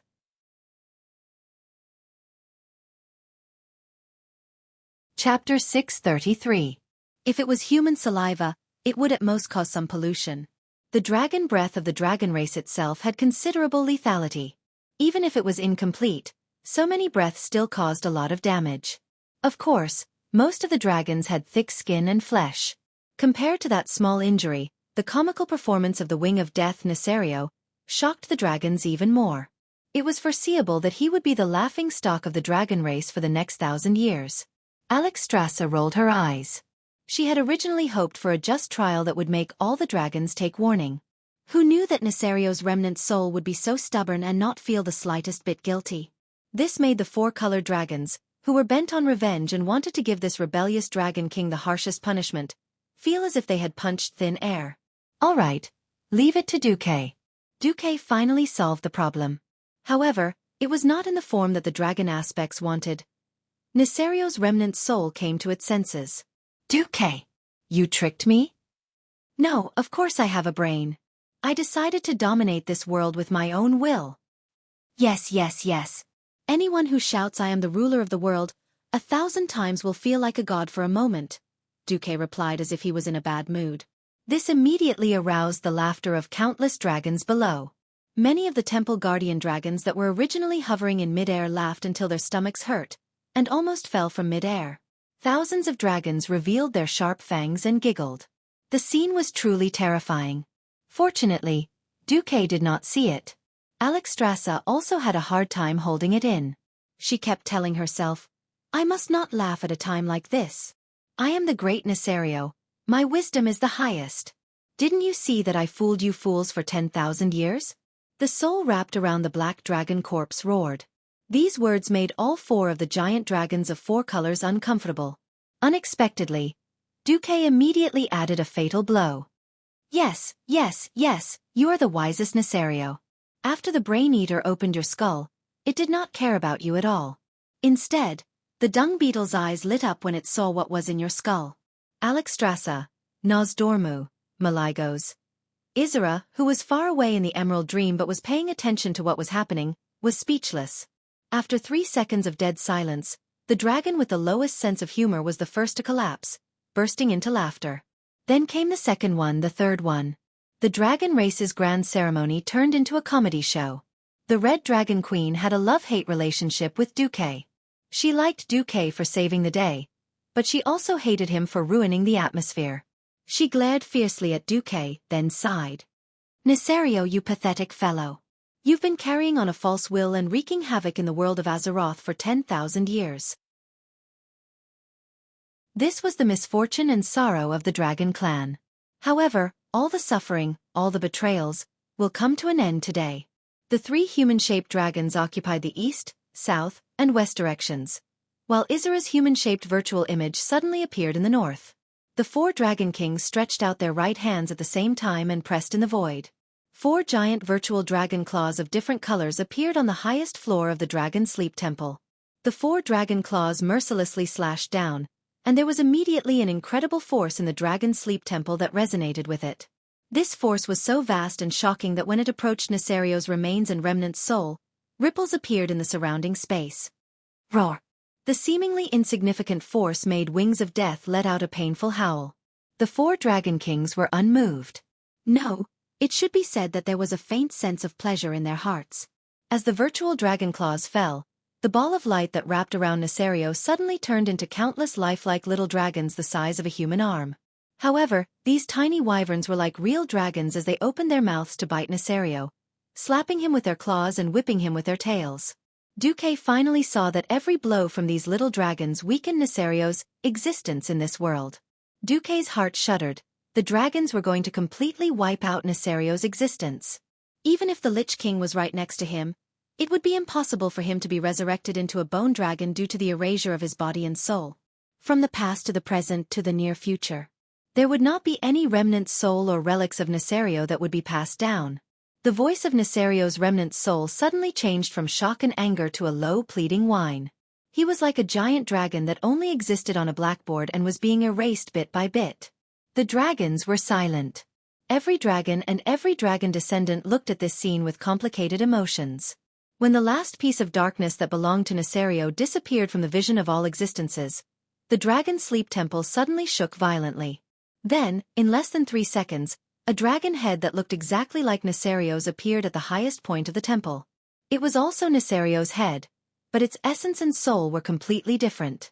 That was purely a symbol of warning to the dragons. All of a sudden, thousands of giant dragons began to raise their heads and roar at the sky. The roar contained a dragon language song. In other words, ashes to ashes, dust to dust. There was a cause and effect. The end of the path of rebellion was destruction. With the dragon's roar, the ritual ended. Duque had always had a question about these complicated rituals of the dragons. I'm here to take the prize. Why are you wasting so much of my time? However, when Alexstrasza put a pin on Duque's chest under the witness of the other 3 Dragon Kings, Duque's expression suddenly changed. This is... Congratulations, Guardian Duke Marcus. Yes, that's right. The same line of words was marked in the system prompt. After the unanimous agreement of the 4 color dragons of the Dragon Sleep Temple, the dragons have determined that you have inherited the mantle of Medivh and become the Guardian of Azeroth, temporary. Although you are a temporary worker, due to your outstanding performance in the dragon ceremony, you have obtained above-average military power. As long as the target is not a native of Azeroth, or is identified as an enemy by the Dragon Sleep Temple, you can summon the dragon army of the Dragon Sleep Temple to fight for you unconditionally at any time and on any occasion. According to your current reputation in the Dragon Slumber Godly Shrine, you can summon one dragon squad at a time, including one 10,000-year-old giant dragon, 5,000-year-old dragons, 3 dragonoid elite captains, and 500 dragonoid elite guards. Before Xueqi could finish being happy, Alexstrasza suddenly said, Xueqi, I actually received a message. There are demons preparing to attack your Karazhan. F***CK.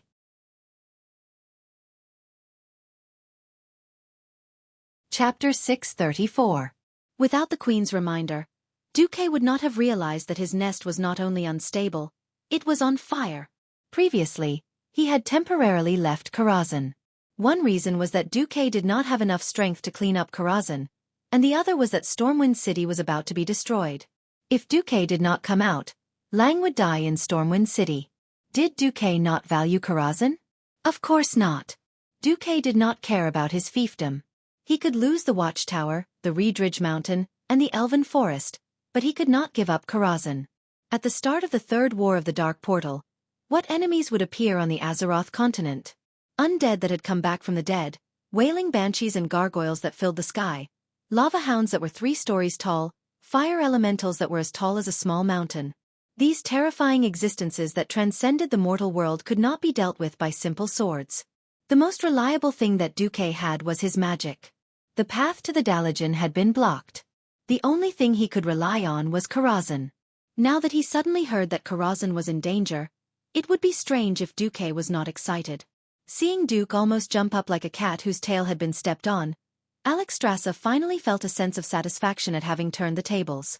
Do you know who it is? Seeing Xueqi's nervous look, the Queen's nose was almost up to the sky. She had a look of beg me.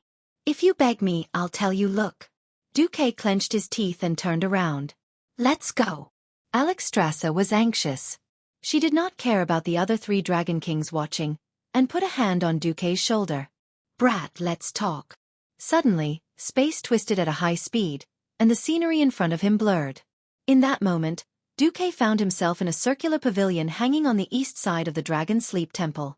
It was not accurate to say that it was a pavilion.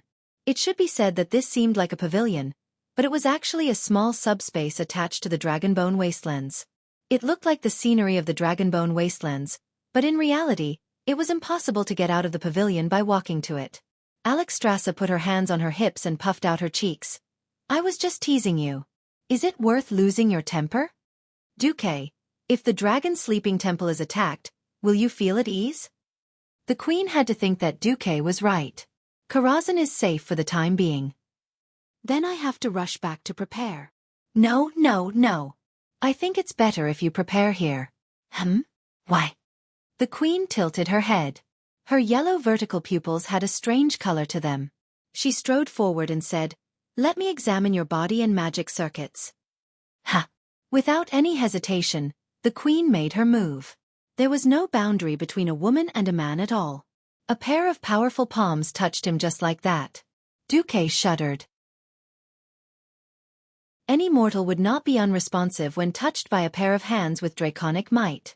It was the fear of a giant dragon sharpening its claws next to one's ear. It was as if the big sister of the dragon race and the boss of the dragon race would be disassembled into parts if she accidentally shook her hand. A fragile body. But it's strange. You've also experienced many battles, but there are no internal injuries. The shaping of the magic circuits is also very perfect. The Queen frowned. I don't know if I should give you this advice, but after seeing your perfect use of the magic circuits, I think... What do you think? You can try asking Malygos for Light of the Stars and Moon. Light of the Stars and Moon? The King of Magic controls the prototypes of all magic models in this world, and Light of the Stars and Moon can allow a Morning Star Wizard to quickly grow into a Radiant Moon Wizard in a short period of time. As long as you have enough control over the magic circuits, there will be no side effects. However, Light of the Stars and Moon does not come without a price. Xueqi suddenly grabbed Alexstrasza's shoulder. Although the Queen's arm was very flexible and felt good, Xueqi did not care about it at all. What's the price? The Queen's expression became very solemn.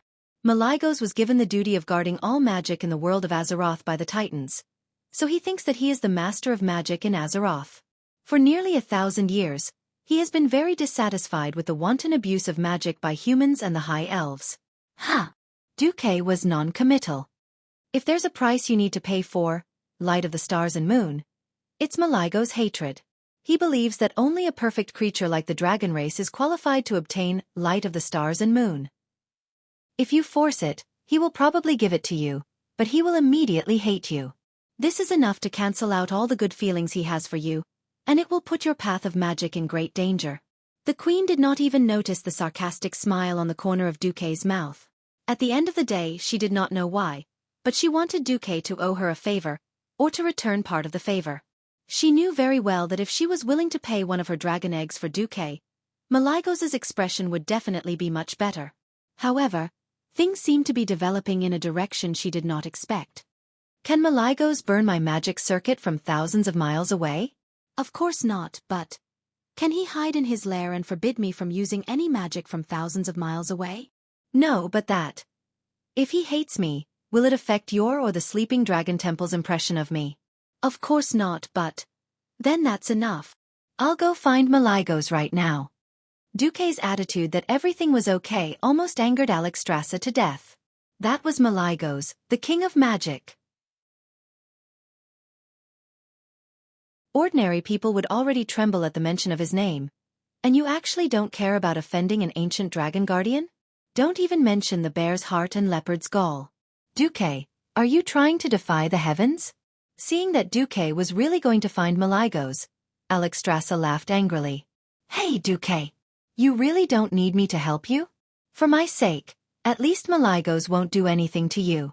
If you go and negotiate on your own, you'll become a mortal enemy.